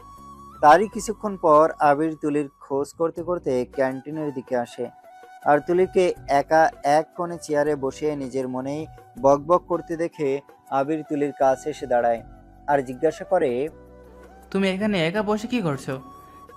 হঠাৎই আবিরকে চোখের সামনে দেখে তুলি আবার রেগে গিয়ে বলল, কেন, কি হয়েছে? হঠাৎ আমাকে এত খোঁজার কি হয়েছে? তুলি বেশ রেগে রেগে কথাগুলো বলার জন্য আবিরের কেমন যেন একটু লাগলো। আবির বুঝতে পারলো যে তুলির কিছু একটা হয়েছে, কিন্তু সেটা কি সেটা বুঝতে পারছে না। তাই আবার শান্ত স্বরে আবির তুলিকে জিজ্ঞাসা করলো, কি হয়েছে তুলি? তুমি এত রেগে আছো কেন? কেউ কিছু বলেছে? আমাকে বলো। আবিরের কথা শুনে তুলি আবিরের মুখের দিকে তাকায় আর বলে, তোমার কাছে এত সময় আছে কি? এখন তো অনেক অনেক বন্ধু বান্ধবী, তাদেরকে ঠিক করে সময় দিতে পারো না? তার উপর আমি রাগ করেছি কি না, কেন আমার রাগ হয়েছে, সেসব জানার মতো তোমার কাছে সময় আছে বুঝি? আবির বুঝতে পারলো তুলির ঠিক কিছু একটা হয়েছে, কিন্তু কি সেটা এখন স্পষ্ট করে বুঝতে পারছে না। তাই সে আবার জিজ্ঞাসা করলো, তুলি, তুমি যদি আমাকে না বলো যে তোমার কি জন্য রাগ হয়েছে, তাহলে আমি বুঝবো কি করে? তুলি এবার তার নাকটা আরো কিছুটা ফুলিয়ে বলে উঠল, তোমাকে কিছু জানার, কিছুই বোঝার দরকার নেই। এখন তো কলেজে তুমি খুব ফেমাস, কত শত বন্ধু, এমনকি বান্ধবী, কলেজের অনেক সিনিয়র জুনিয়র মেয়েদের তুমি ক্রাশ। তোমার আড়ালে আবডালে কত মেয়ে তোমাকে পছন্দ করে, আবার কি জানি হয়তো ভালোবাসে। তোমার কি আর আমার জন্য সময় আছে? তুলির কথা শুনে এবার আবির কিছুটা আন্দাজ করতে পারে যে আসল ঘটনাটা তাহলে কি হতে পারে। তাই সেটা আন্দাজ করেই আবির আবার তুলিকে রাগিয়ে দেওয়ার জন্য বলে, হ্যাঁ, তুমি ঠিক কথাই বলছো। কি আর করা যাবে, আসলে আমি তো খুবই হ্যান্ডসাম, তার উপর খেলাধুলায় বেশ একটু নামও হয়েছে, তাই আর কি মেয়েরা এমন করে। তুমি কিছু মনে করো না। আবিরের কথা শুনে তুলি যেন আবার রেগে যেতে লাগলো। তাই রেগে রেগেই বলতে লাগলো, মাথা খারাপ নাকি আমার, যে তোমার কথায় আমি রাগ করব? তার উপর তুমি এখন খুব ফেমাস একজন মানুষ। কিছুদিন পর তো তুমি আর আমাকে পাত্তাই দিবে না, হয়তো আমাকে তোমার মনেও রাখবে না। ভুলে যাবে, ভুলে যাবে তুলি বলে কোনো মেয়ে আছে বলে। তুলিকে আবার রাগিয়ে দেওয়ার জন্য আবির আবার বলে উঠল। হ্যাঁ, ঠিকই বলেছো। আবিরের কথা শুনে তুলি খুব অবাক হয়ে বলে উঠল, সত্যি তুমি আমাকে ভুলে যাবে? না না, তেমনটা নয়, তবে এত এত মেয়েরা কাছে কাছে ঘোরাফেরা করে, একটু তো ভুলে যেতেই পারে। তাই ভাবছি এবার একটা গার্লফ্রেন্ড করব, তাহলে আর এত মেয়ে আমার আশেপাশে ঘুরঘুর করবে না। কি বলো? তুলি আবার রাগ দেখিয়ে বলে, সে আমি কি জানি না, তোমার লাইফ, তোমার সিদ্ধান্ত, তুমি যা ইচ্ছে করো, তাতে আমার কি? আচ্ছা, তাহলে আমাকে একটু সাহায্য করবে তুমি? আবিরের কথায় তুলি বেশ অবাক হয় আর বলে, সাহায্য? আমি আবার তোমার কি সাহায্য করতে পারি? পারবে পারবে। আচ্ছা, ওইদিকে একটু দেখো তাকিয়ে, ওখানে একটা মেয়ে বসে আছে, দেখবে আমার দিকে তাকিয়ে বসে আছে। তুমি একটু দেখে বলতে পারবে যে ওই মেয়েটা আমার জন্য ঠিক হবে কিনা? আবিরের এমন কথা শুনে তুলি আবার কিছুটা রেগে যায়। আর রেগে রেগে একবার এই মেয়ের দিকে তাকিয়ে দেখে, আর দেখে সত্যি সেই মেয়ে আবিরের দিকে হাঁ করে তাকিয়ে বসে আছে। তা দেখে তুলি আবার কিছুটা রেগে যায়। আর তখনই আবির জিজ্ঞাসা করে, কি হলো, দেখলে মেয়েটাকে? কেমন মেয়েটা? আমার জন্য ঠিক হবে? তুলি এবার নাকটা ফুলিয়ে বলে উঠল, তার মানে তুমি জানতে যে ওই মেয়েটা তোমার দিকে তাকিয়ে বসে আছে, আর এসব জেনে তুমি আমার সাথে ফাজলামো শুরু করেছো। আবির বুঝতে পারছে যে তুলি এবার আরও রেগে যাচ্ছে। তাই তুলিকে আবার রাগিয়ে দেওয়ার জন্য বলে উঠল, না না, আমি এমনি বলছি।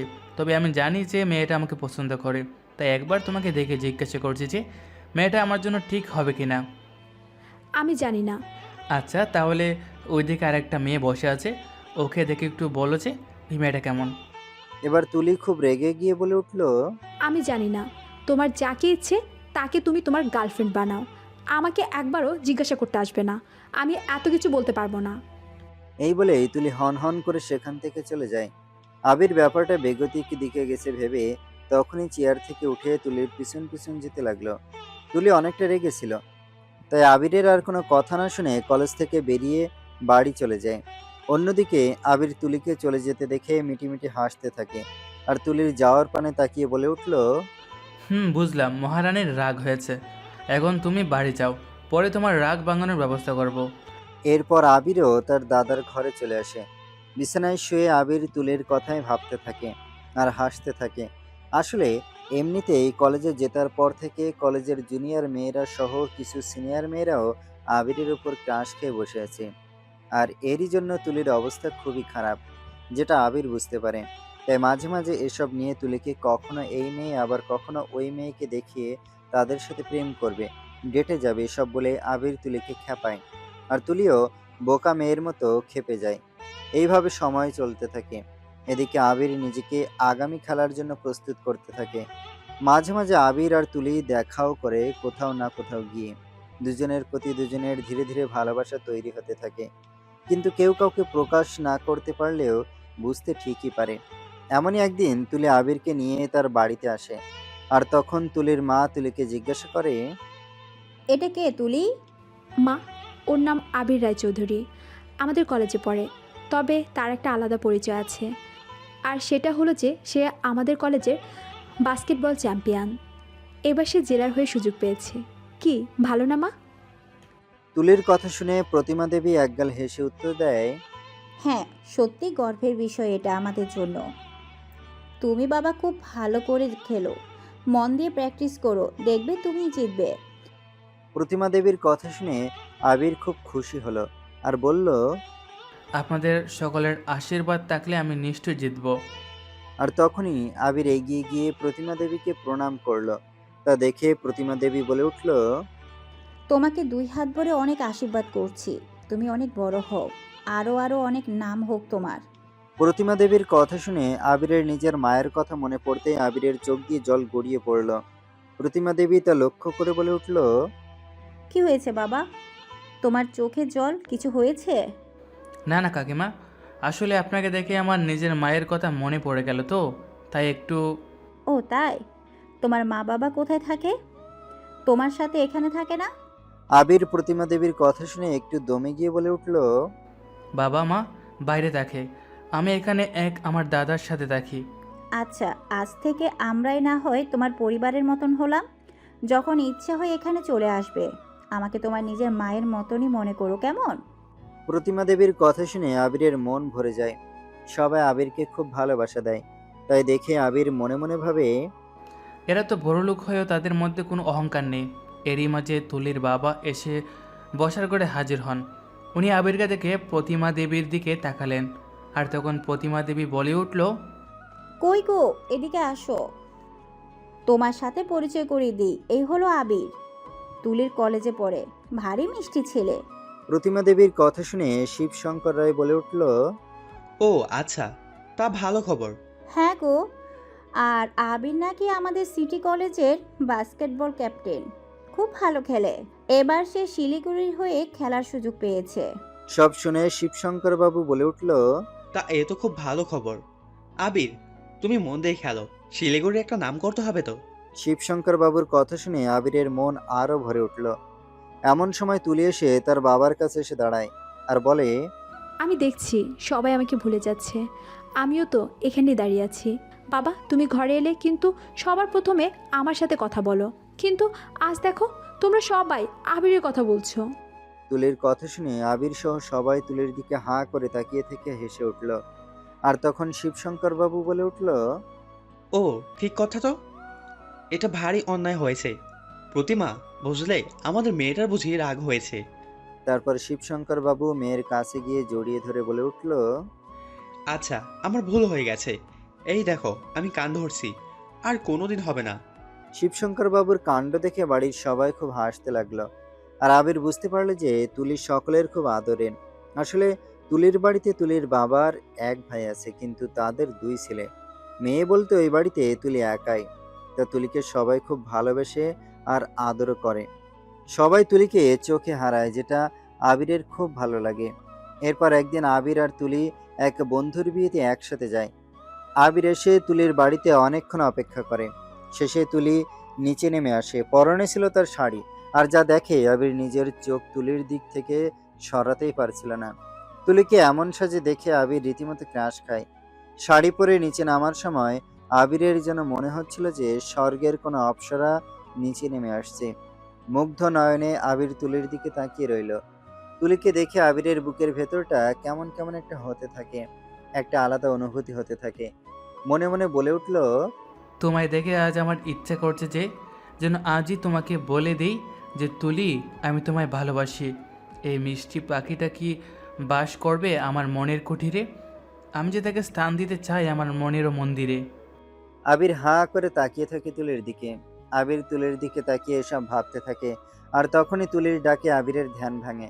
আর তখনই আবির নিজের ভাবনার জগৎ থেকে বেরিয়ে এসে নিজেকে স্বাভাবিক করে বলে উঠল, হ্যাঁ, তুমি কিছু বলছিলে?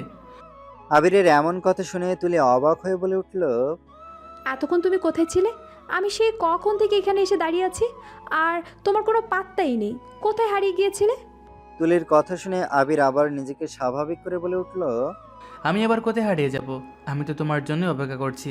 চলো, অনেক দেরি হয়ে গেছে। তারপর আবির আর তুলি বিয়ে বাড়িতে চলে যায়। কিন্তু মাঝে মাঝে তুলি আবিরের দিকে তাকিয়ে দেখলে তুলি বুঝতে পারে যে আবির তার দিকেই কেমন যেন একটু আজব ভাবে তার দিকে তাকিয়েছে। তুলি বেশ লজ্জা পাচ্ছে, কিন্তু মুখে তুলি কিছুই বলতে পারছে না। এইভাবেই বিয়ের সময়টা পার করে আবার আবির তুলিকে তার বাড়িতে পৌঁছে দিয়ে যায়। আর মাত্র একদিন বাকি খেলার, তাই আবির একবার তার মাকে ফোন করে বলল, মা, আমার কাল খেলা আছে, তুমি আমাকে আশীর্বাদ করো যেন আমি জিততে পারি।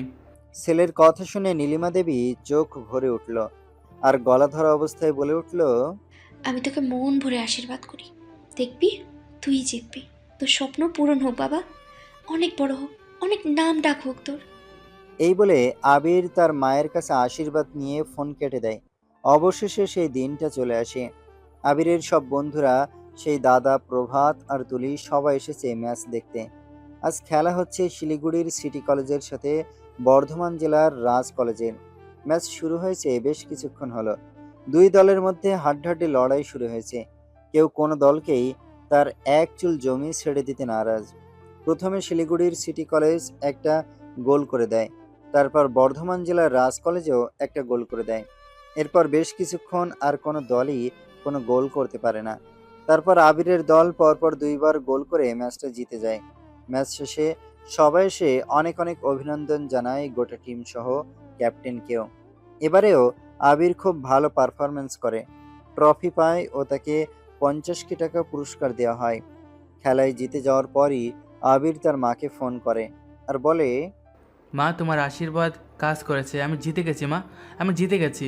তুমি খুশি হয়েছো? আমি খুব খুব খুশি হয়েছি আবির, খুব খুশি হয়েছি। এইভাবেই তুই আগেও ভালো করে খেলে যা, তারপরে একদিন তোর বাবাকে চমকে দিবি। কি পারবি না তোর বাবাকে চমকে দিতে? পারবো মা, পারবো। পারতে যে আমাকে হবেই।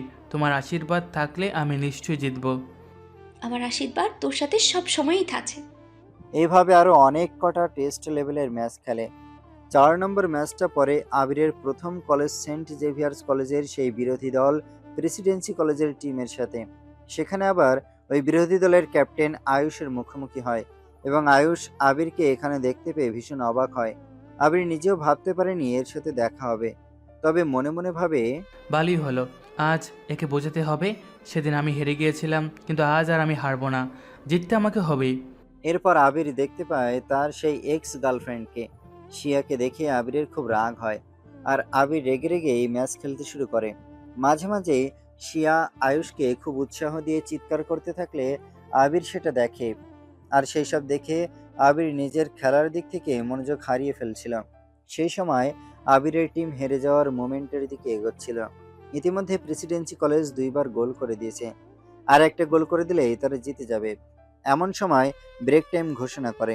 আবিরকে হেরে যেতে দেখে সেই ব্রেক টাইমে তুলি আবিরের কাছে এসে আবিরের চোখে চোখ রেখে আবিরের দুই গালে হাত রেখে নানা কথা বলে আবিরকে অ্যাপ্রিসিয়েট করতে থাকে, অনেকটা সাহস দেয়। আর তাতেই আবার আবির সাহস সঞ্চার করে ও নিজের চ্যালেঞ্জের কথা মনে করে নেমে পড়ে খেলায়। যেটা দেখে শিয়া লক্ষ্য করে যে আবির কোনো মেয়ের সাথে কথা বলছে। সেটা দেখে শিয়ার খুব হিংসে হয়। তারপর আবির নিজের লক্ষ্য স্থির করে খেলায় মনোযোগ দেয়, আর তারপরে শুরু হয় খেলা। আর পরপর আবির গোল করতে থাকে। একটা সময় পর ফাইনালি আয়ুষের দলকে হারিয়ে আবিরের দল ম্যাচ জিতে যায়। শিলিগুড়ি সিটি কলেজ উইনার হয়, যেটা প্রেসিডেন্সি কলেজের বাস্কেটবল দলের ক্যাপ্টেন আয়ুষ ভাবতেও পারেনি। ম্যাচের শুরুতে আয়ুষ ভেবেছিল যে আজও আবির হারবে, তবে এবার সেটা হলো না। প্রেসিডেন্সি কলেজের ক্যাপ্টেন আয়ুষ ম্যাচের পর আবিরের সামনাসামনি এসে দাঁড়ায়, আর তখন আবির বলে, কিরে, তুই আমাকে ম্যাচে জেতার জন্য কোনো শুভেচ্ছা দিবে না? আবিরের কথায় আয়ুষ খুব রেগে যায়, আর তখনই আবির বলে উঠল, তুই ভেবেছিলে যে এবারও আমি হেরে যাব, তাই না? কিন্তু তোর আশা যে আশা হয়েই রয়ে গেল, এবার তুই কী করবি? আবির আয়ুষকে কিছু কথা বলছিল, আর এমন সময় আয়ুষের পেছন থেকে শিয়া বেরিয়ে আসে। আর শিয়া চোখে চোখ পড়তেই আবির একটা তাচ্ছিল্যের হাসি হেসে চলে যেতে নিলে ওই সময় শিয়া তার চোখ নামিয়ে নেয় অপরাধীর মতো। পরে শিয়া আবিরের সাথে কথা বলতে চায়, সরি বলতে চায়, কিন্তু আবির আর তার কোনো কথা না শুনে বেশ কিছু কড়া কথা শুনিয়ে দেয়। আবির বলে, আর নাটক করতে হবে না সিয়া, আমি আর এখন তোমার নাটক থেকে ভুলে যাই না। এখন আমি মানুষ চিনতে শিখেছি, কে আসলে আমার আপন আর কে আসলে আমার পর, সেটা বোঝার ক্ষমতা এখন আমার হয়েছে। তবে তুমি আমাকে সেদিন রিজেক্ট করে ভালোই করেছিলে। তুমি আমাকে রিজেক্ট করেছিলে বলেই না আজ আমি। আবির কথাটি আর পূরণ করতে পারল না, তার আগেই তুলে এসে দাঁড়ালো তাদের কাছে। আর তুলে এসে আবিরের পাশে দাঁড়াতেই আবির শিয়াকে দেখিয়ে তুলির হাত ধরে নিয়ে বলে উঠল, হ্যাঁ হ্যাঁ, চলো তুলি। এরপর আবির তুলিকে নিয়ে চলে গেল। শিয়া পিছনে দাঁড়িয়ে থেকে আবির আর তুলির দিক তাকিয়ে রইল। পরে আবির তার মাকে ফোন করে তার ম্যাচে জিতে যাওয়ার কথা জানায়। এর কিছুদিন পর তুলি হঠাৎই একদিন আবিরের সাথে দেখা করে বলে, আবির, আজ তোমাকে একটা কথা বলতে এসেছি। কি কথা? আবির, আমার বাবা আমার বিয়ের তোড়জোড় শুরু করেছে। এবার কি হবে আবির? তুলির কথা শুনে আবির কিছুই বলছে না দেখে তুলি কেঁদে ফেলে। আর কাঁদতে কাঁদতে আবার তুলি বলে, আবির, আমার বিয়ে হয়ে যাচ্ছে। পাত্রপক্ষ কালকে আমাকে দেখতে আসবে। তুমি বুঝতে পারছো আমি কি বলছি? তুলির কথায় এখনো আবির কিছুই বলছে না দেখে তুলি কাঁদতে কাঁদতে সেখান থেকে চলে যায়। তুলির কান্না দেখে আবিরের মনে কেমন যেন একটা স্যাদ করে ওঠে। আর মনে মনে এইসব ভেবে তুলিকে হারানোর ভয় আবিরকে আঁকড়ে ধরে। তুলি আবিরকে ভালোবাসলেও তা প্রকাশ করতে পারে না। অবস্থা যখন বেগতিক তখন আবির আর কিছু ভেবে না পেয়ে নীলিমা দেবীকে ফোন করে আর বলে, মা, তুলির বাড়িতে বিয়ের কথা চলছে, আমি কি করব মা? নীলিমা দেবী ছেলের কথা শুনে বুঝতে পারে ছেলের মনের কথা। বুঝতে পারে যে আবির তুলিকে হয়তো তার অজান্তেই ভালোবেসে ফেলেছে। তাই নীলিমা দেবী বলে উঠলেন, হ্যাঁ, তুই তুলির বাড়িতে গিয়ে তুলিকে বিয়ে করার কথাটা বলে দেখ। তুলির বাড়ির লোকেদের ব্যাপারে যতটুকু তুই আমাকে বলছিস তাতে তো আমার ওনাদের খুব ভালো মানুষ বলেই মনে হয়। সব কিছু হাতের বাইরে বেরিয়ে যাওয়ার আগে তুই তুলির বাড়ি যা, আর গিয়ে নিজের মনের কথা বল। তুই ডিরেক্ট গিয়ে তুলির বাবার সাথে কথা বলে দেখ। আমার বিশ্বাস তুলির বাবা বুঝবেন তোর দিকটা, কারণ আমার তো ওনাদের গোটা পরিবারকে খুব ভালো ও মিশুকে মানুষ বলেই মনে হয়। তুই যা বাবা একবার। মায়ের কথা শুনে আবির তার পরের দিন তুলির বাড়িতে চলে আসে। কিন্তু সে ব্যাপারে তুলি কিছুই জানতো না। আবিরকে এত সকালে তাদের বাড়িতে দেখে তুলি সহ বাড়ির সবাই খুব অবাক হয়ে যায়। আবিরকে দেখে তুলির মা আবিরকে ঘরের ভেতর এসে বসতে বলে। আবির ঘরের ভেতর এসে দেখে যে সবাই ডাইন ইন রুমে বসে চা খাচ্ছে আর গল্প করছে। আবিরকে দেখে ওরা খুব খুশি হয় এবং বসতে বলে। আরও কিছুক্ষণ গল্প করার পর আবির তুলির বাবাকে বলে, আঙ্কেল, আপনার সাথে আমার কিছু কথা আছে। হ্যাঁ বলো, কি বলতে চাও? তখন একবার আবির তুলির দিকে তাকিয়ে দেখল। আর তারপর আবির তুলির গোটা পরিবারের সামনে তুলিকে বিয়ে করার কথা বলে। আবির এটাও বলে যে সে অনেক দিন থেকেই তুলিকে ভালোবাসে কিন্তু সেটা বলতে পারেনি। তারপর আবির আরও বলে যে, আঙ্কেল, আমি তুলিকে খুব ভালোভাবেই রাখবো। ওকে কোনোদিনও কষ্ট পেতে দিব না, ওর কোনো অযত্ন হতে দিব না। সারা জীবন খুব করে আগলে রাখবো। আপনি আপনার মেয়েকে আমাকে দিবেন? আবিরের কথা শুনে নীলিমা দেবী খুব খুশি হয়েছে, কারণ তিনিও মনে মনে খুব চাইতেন আবিরকে তার জামাই হিসেবে। তার মনের ইচ্ছে পূরণ হতে দেখে তিনি খুবই খুশি হন। শিবশঙ্কর বাবু আবিরের কথা শুনে একবার তুলির দিকে তাকিয়ে দেখল। তুলি কিছুই বলছে না, তাই দেখে শিবশঙ্কর বাবু বুঝতে পারলেন নিজের মেয়ের মনের কথা। তারপর শিবশঙ্কর বাবু কিছুক্ষণ চুপ করে থেকে নিজের সিদ্ধান্ত জানায় যে, আমি এই বিয়েতে মত দিতে পারি, কিন্তু আমার একটা শর্ত আছে। কি শর্ত? যদি তুমি বিয়ের পর আমার বাড়িতে ঘরজামাই হিসেবে আমার মেয়েকে নিয়ে এই বাড়িতেই থাকতে রাজি থাকো, তাহলে এই বিয়েতে আমার কোনো অসুবিধা নেই। শিবশঙ্কর বাবুর কথা শুনে আবির বলে উঠল, কিন্তু এটা কিভাবে সম্ভব? সেই কিভাবে সম্ভব তা তো আমার জানার কথা নয়। যদি তুমি এই বাড়ির ঘরজামাই হিসেবে থাকতে রাজি থাকো তাহলে এই বিয়ে হবে, না হলে নয়। আমি আমার সিদ্ধান্ত জানিয়ে দিয়েছি, আর সেই সিদ্ধান্ত থেকে আমি নড়তে চাই না। তুমি সময় নিতে পারো, তারপর তুমি আমাকে জানিও, ঠিক আছে? এই বলে শিবশঙ্কর বাবু নিজের ঘরে চলে যান। ওইদিকে বাবার এরকম অদ্ভুত সিদ্ধান্তে তুলির মন খারাপ হয়ে যায়। রাতে আবির ওর মাকে ফোন করে সবটা জানালে নীলিমা দেবী আবিরকে বলে, তুই রাজি হয়ে যা, কারণ তুলি খুব ভালো মেয়ে, আর ওর পরিবারও। হয়তো তুলির বাবা তোর অবস্থার কথা ভেবেই কথা বলেছে। একমাত্র মেয়ে তো, তাই তিনি নিজের মেয়ের কোনো অযত্ন হতে দিতে চান না। তুই রাজি হয়ে যা, আমি তোকে বলছি। মায়ের কথা শুনে পরের দিনই আবির তুলির বাড়িতে এসে শিবশঙ্কর বাবুকে বলে, আমি আপনার সিদ্ধান্তে রাজি আছি। আবিরের কথা শুনে এরপর বিয়ের ডেট ফাইনাল করা হয়। আবির তার মায়ের সাথে তুলির বাবা মায়ের ফোনে কথা বলায়। তুলির বাড়ির সবাই জানে যে আবিরের বাবা মা বাইরে থাকেন। আবির আসলে এখনই কিছু জানাতে চায় না তার আসল পরিচয়ের ব্যাপারে, তাই সবটা আবির চেপে যায়। তারপর যথারীতি বিয়ে হয়ে যায়। তারপর আসে ফুলশয্যা। সেদিন রাতে আবির আর তুলি সকলের অজান্তে বাড়ি থেকে বেরিয়ে সুন্দর একটা মুহূর্ত তারা দুজনে কাটায়, যার সম্পূর্ণ ব্যবস্থা আবির নিজে করেছিল। নদীর তীরে সুন্দর করে সাজানো হয়েছিল জায়গাটা। বেশ কিছুক্ষণ সেখানে তারা দুজনে কাটিয়ে বাড়ি ফিরে আসে। এভাবেই দিনগুলো কাটতে থাকে তাদের দুজনের। আর এরপর আবির আবার তার খেলা কন্টিনিউ করে। এর মাঝে এই টুর্নামেন্ট ম্যাচে পাওয়া সব টাকা জমিয়ে আবির আর তার সেই দাদা প্রভাত জমানো টাকা যোগ করে দুজন মিলে একটা ব্যবসা শুরু করে। আর অন্যদিকে তুলি তার বাবার সাথে বাবার ব্যবসা সামলাতো। আরেকদিকে আবির আর ওই দাদা মিলে সামলাতো ওদের ব্যবসা। আবির তার খেলায় এতটাই ব্যস্ত হয়ে যেত যে মাঝে মাঝে তুলির খুব অভিমান হতো। তাই এমনই একদিন তুলি আবিরকে বলে যে তোমার কাছে তো আমার জন্য একটু সময়ও নেই, মনে হয় তুমি আর আমাকে তেমন ভালোই বাসো না। তুলির কথা শুনে আবির একটু হাসে আর বলে, তাই বুঝি? তাহলে তো এটা আমার অন্যায় হয়েছে। তারপর আবির তুলির কাছে গিয়ে তুলিকে কিছু বোঝাতে যাবে, এমন সময় তুলি বলে বসে, সত্যি তুমি আর এখন সেভাবে ভালোবাসো না, নিশ্চয়ই কোনো সুন্দরী মেয়ের প্রেমে পড়েছো। যদিও তুলির কথাটা একটু ইয়ার্কির ছলে বলেছে, কিন্তু কথাটি শুনে আবিরের খুব খারাপ লাগে আর একটু রেগে বলে উঠল, কি বললে তুমি? ঠিকই তো বলেছি, নিশ্চয়ই কোনো সুন্দরী মেয়ের প্রেমে পড়েছো তুমি। তারপর মুহূর্তের মধ্যেই যেন আবির খুব রেগে যায় আর তুলির খুব কাছে এসে তুলির দুই বাহু খুব শক্ত করে চেপে ধরে বলে উঠল, আজ বলছো ঠিক আছে, ভবিষ্যতে যেন আর কোনোদিন এমন কথা না শুনি। আমি তোমাকে ভালোবাসি না, একথা তুমি বলতে পারলে? আবিরের এমন রূপ দেখে তুলির ভয় করে। আজ পর্যন্ত তুলি আবিরকে কোনোদিন রেগে যেতে দেখেনি। তাই তুলি ভাবলো যে সে কি সত্যি কোনো ভুল কথা বলে ফেলেছে। তাই সঙ্গে সঙ্গে তুলি বলে উঠল, আবির, আবির, আমি তোমাকে সেভাবে কথাটা বলিনি, আমি তো ইয়ার্কি করেছিলাম। তুমি খেলায় খুব ব্যস্ত হয়ে পড়েছিলে, তাই আমার একটু অভিমান হয়েছিল, সেই জন্যই আমি এমন কথা বলেছি, আর কিছুই না। আমি তো জানি তুমি আমাকে কতটা ভালোবাসো। তুলির কথা শুনে আবির কিছুটা শান্ত হয় আর বুঝতে পারে যে সে একটু বেশি রিয়াক্ট করে ফেলেছে। তাই নিজেকে শান্ত করে বলে উঠল, তুলি, আমি তোমাকে ঠিক কতটা ভালোবাসি সে কথা তুমি জানলেই আমার যথেষ্ট। সবাইকে জানানোর তো দরকার নেই। আমি তোমায় ভালোবাসি তুলি। আবিরের কথা শুনে তুলি বুঝতে পারলো আবির হয়তো একটু বেশি ইমোশনাল হয়ে পড়েছিল। তারপর তুলি আবিরকে সরি বলে নিল। তারপর দুজনে দুজনকে জড়িয়ে ধরল। আবির তুলির কপালে নিজের ঠোঁটের উষ্ণ পরশ ছুঁয়ে দিল। তারপর মাঝে মাঝে আবির আর তুলি সময় পেলেই ঘুরতে বেরিয়ে যেত। এদিকে আবির রাজ্যের হয়ে খেলাতেও জিতে যায়।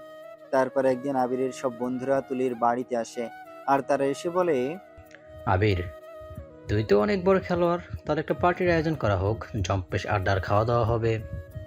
সুজয়ের কথা শুনে বাকিরাও বলে উঠল, হ্যাঁ, হ্যাঁ, একটা পার্টি দিতে হবে। তারপর একদিন আবিরের সকল বন্ধু বান্ধবীরা মিলে তুলির বাড়িতেই একটা ছোটখাটো পার্টির আয়োজন করে।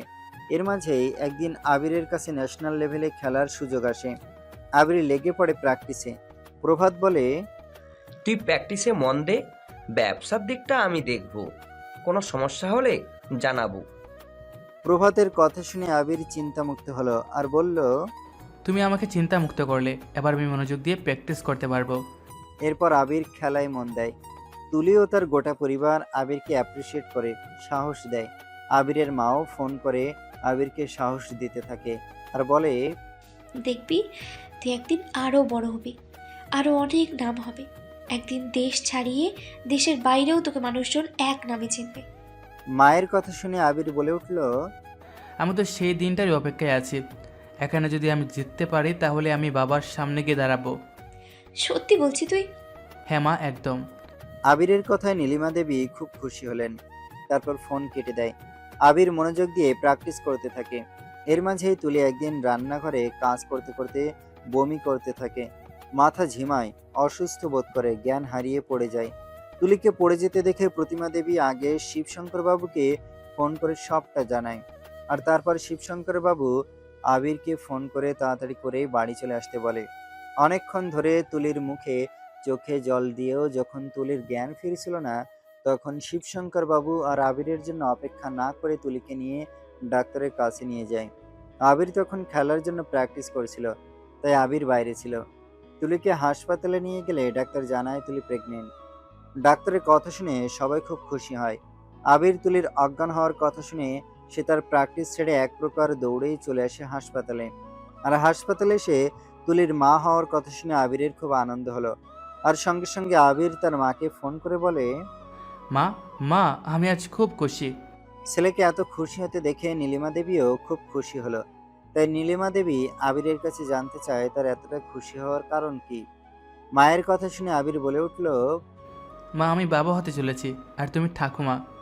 আবিরের কথাটা শুনে নীলিমা দেবীর চোখে জল চলে আসে, গলা থেকে কথাই বের হচ্ছে না। তাই নীলিমা দেবী তার ফোনটা লাউড স্পিকারে দিয়ে দেয়। নীলিমা দেবীর পাশেই বসেছিল আশুতোষ বাবু।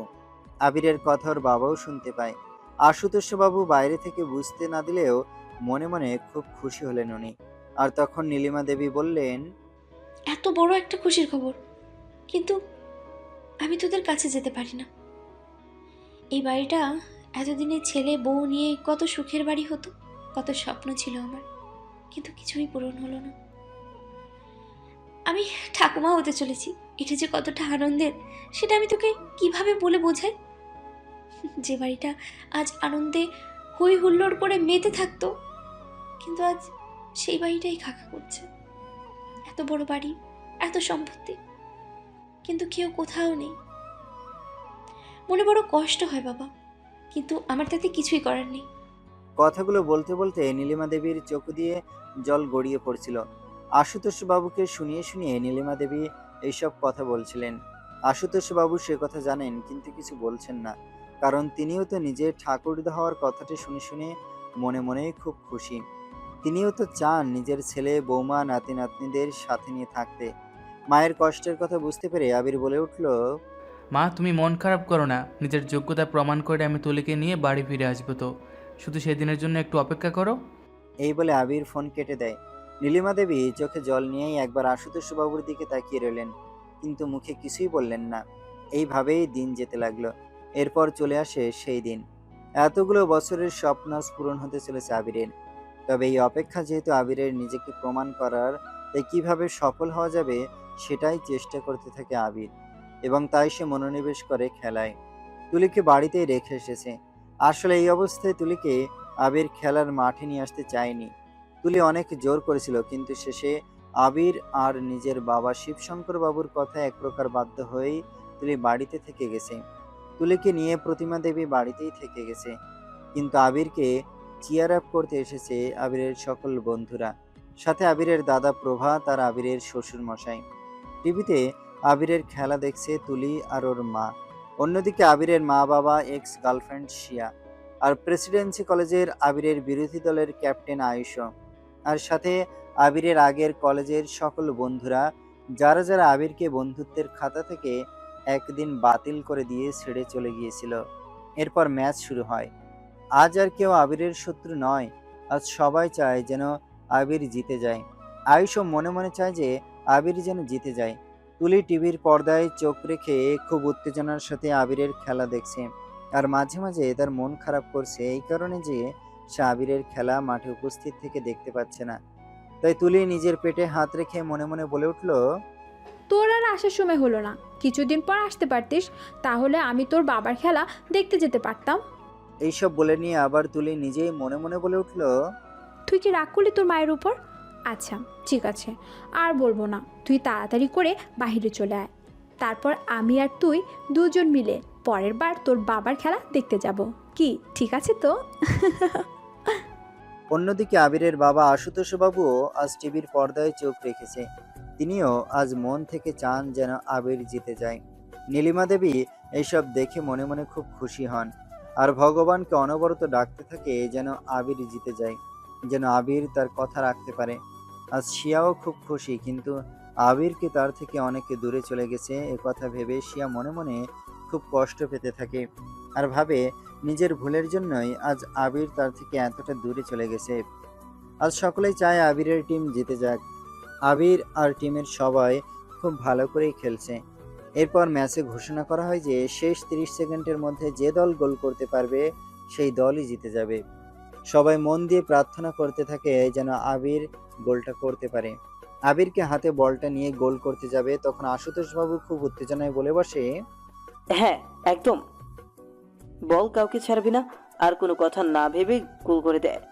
নীলিমা দেবী আবিরের বাবাকে এতটা উৎসাহিত হতে দেখে খুব অবাক হয়, আর মনে মনে বলে, ছেলের যে খেলাকে তুমি পছন্দ করতে না, আর ছেলের সেই খেলার জন্যই এতটা উৎসাহিত হয়ে পড়েছো। আবির যদি এটা জানতে পারতো, তাহলে হয়তো সেও খুব খুশি হতো। তারপর আবির সবার হাত থেকে বাস্কেটবলটাকে বাঁচিয়ে যখন গোল করতে যাবে, সেই মোমেন্টটা খুবই কঠিন হয়ে পড়ে আবিরের কাছে, কারণ তখন বিরোধী দলের সবাই আবিরকে ঘিরে ধরেছে। আবির কি করবে বুঝতে পারছে না। তখন আবির চোখ বন্ধ করে অতীতে তার বাবাকে দেওয়া কথা মনে করতে থাকে। মাঠের চারপাশে তখন একবার আবির তাকিয়ে দেখলো, সেখানে অনেক দর্শক আবিরের নাম বলে বলে চিৎকার করছে। তাদের ভরসা বিশ্বাসের কথা একবার আবির মনে করে নিল। আবির একটা জায়গায় হাত বল নিয়ে দাঁড়িয়ে এই সব কথাগুলো ভাবছিল, আর ওদিকে টিভির পর্দায় তুলি আর তুলির মায়ের খুব চিন্তা হচ্ছিল, সাথে আবিরের বাবারও। তিনি তো মনে মনে ভাবছিলেন হয়তো ছেলে তার হেরে যাবে। এ কথা মনে করেই আশুতোষ বাবু টিভির কাছ থেকে সরে এলেন আর বলতে লাগলেন, এই ছেলে হেরে যাবে, পারবে না কোনোদিন সে জিততে। এইভাবে খেলা হয়? মাঠের মাঝখানে এইভাবে দাঁড়িয়ে পড়লে সবাই তো ওকে ঘিরে ফেলবে। এবার ওখান থেকে বেরোবে কি করে? আশুতোষ বাবুকে খুব উত্তেজিত হতে দেখে নীলিমা দেবী টিভির পর্দার কাছ থেকে উঠে গিয়ে আশুতোষ বাবুকে বলেন, এতটা চিন্তা করার দরকার নেই, সে তোমার ছেলে। আগে হারলেও এবার আর সে হারবে না। হারতে সে শিখেনি। সে যে তোমার কথা দিয়েছিল, আর সে তার কথা রাখবে। নীলিমা দেবীর কথা শুনে আশুতোষ বাবু আবার শান্ত হয়ে বসে।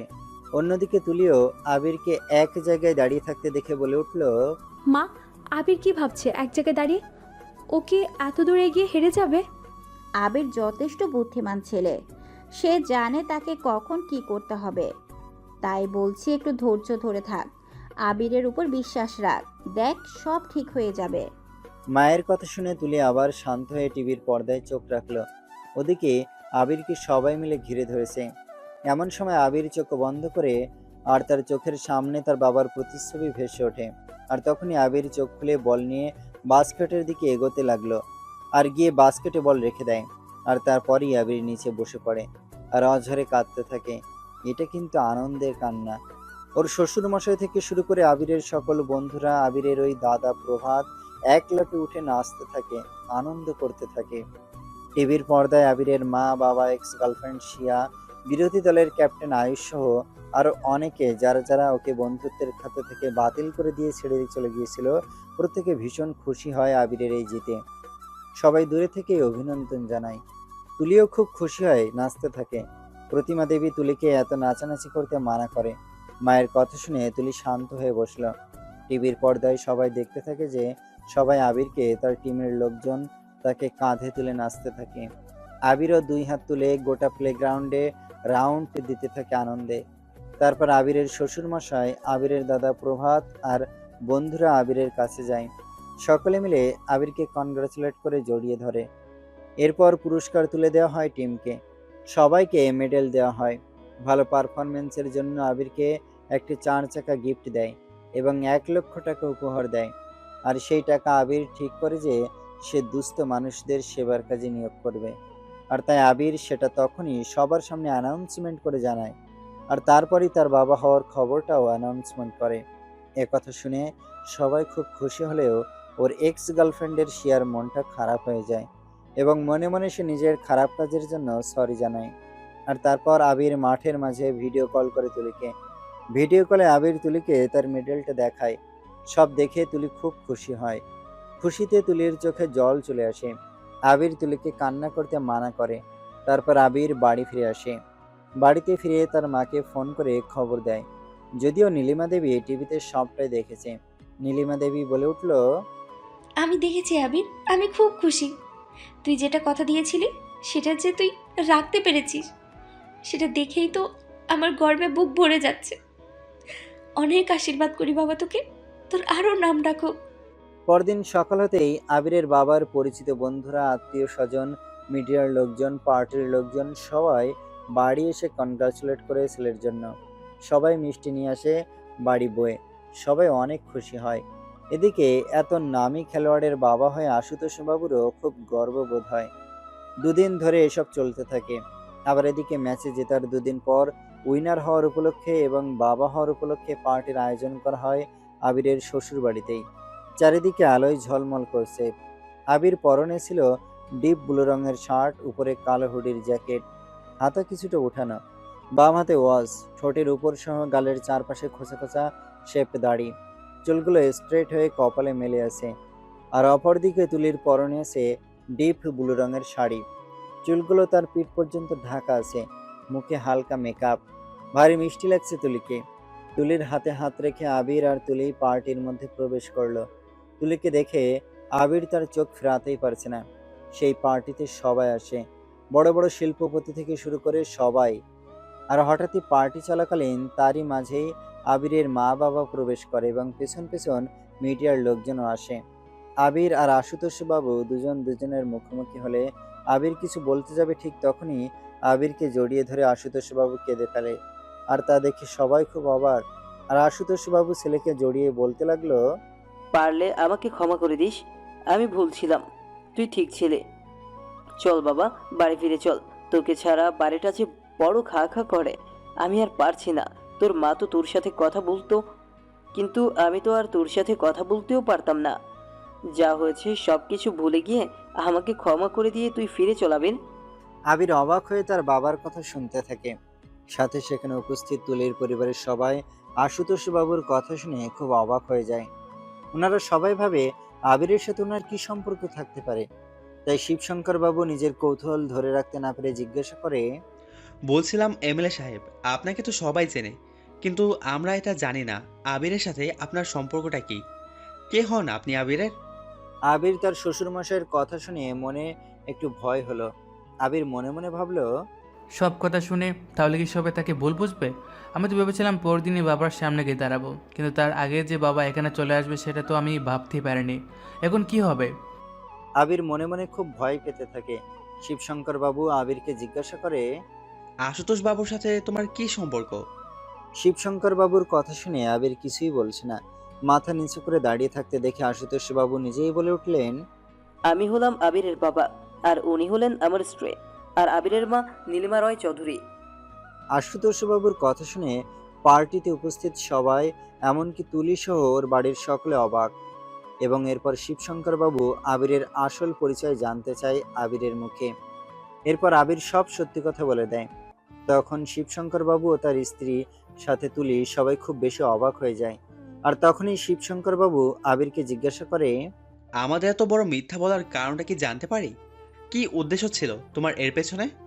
আবির চুপ করে দাঁড়িয়ে থাকে। তখন আশুতোষ বাবু বলে উঠল, সবটাই আমার জন্য হয়েছে, আমি এর জন্য দায়ী। আবিরের কোনো দোষ নেই, যা প্রশ্ন করার আমাকে করতে পারেন। এরপর শিবশঙ্কর বাবু আশুতোষ বাবুকে প্রশ্ন করেন, তাহলে আপনি বলুন, আপনার ছেলে হয়ে কেন এতদিন আমাদের থেকে আবির এত দূরত্বে ছিল?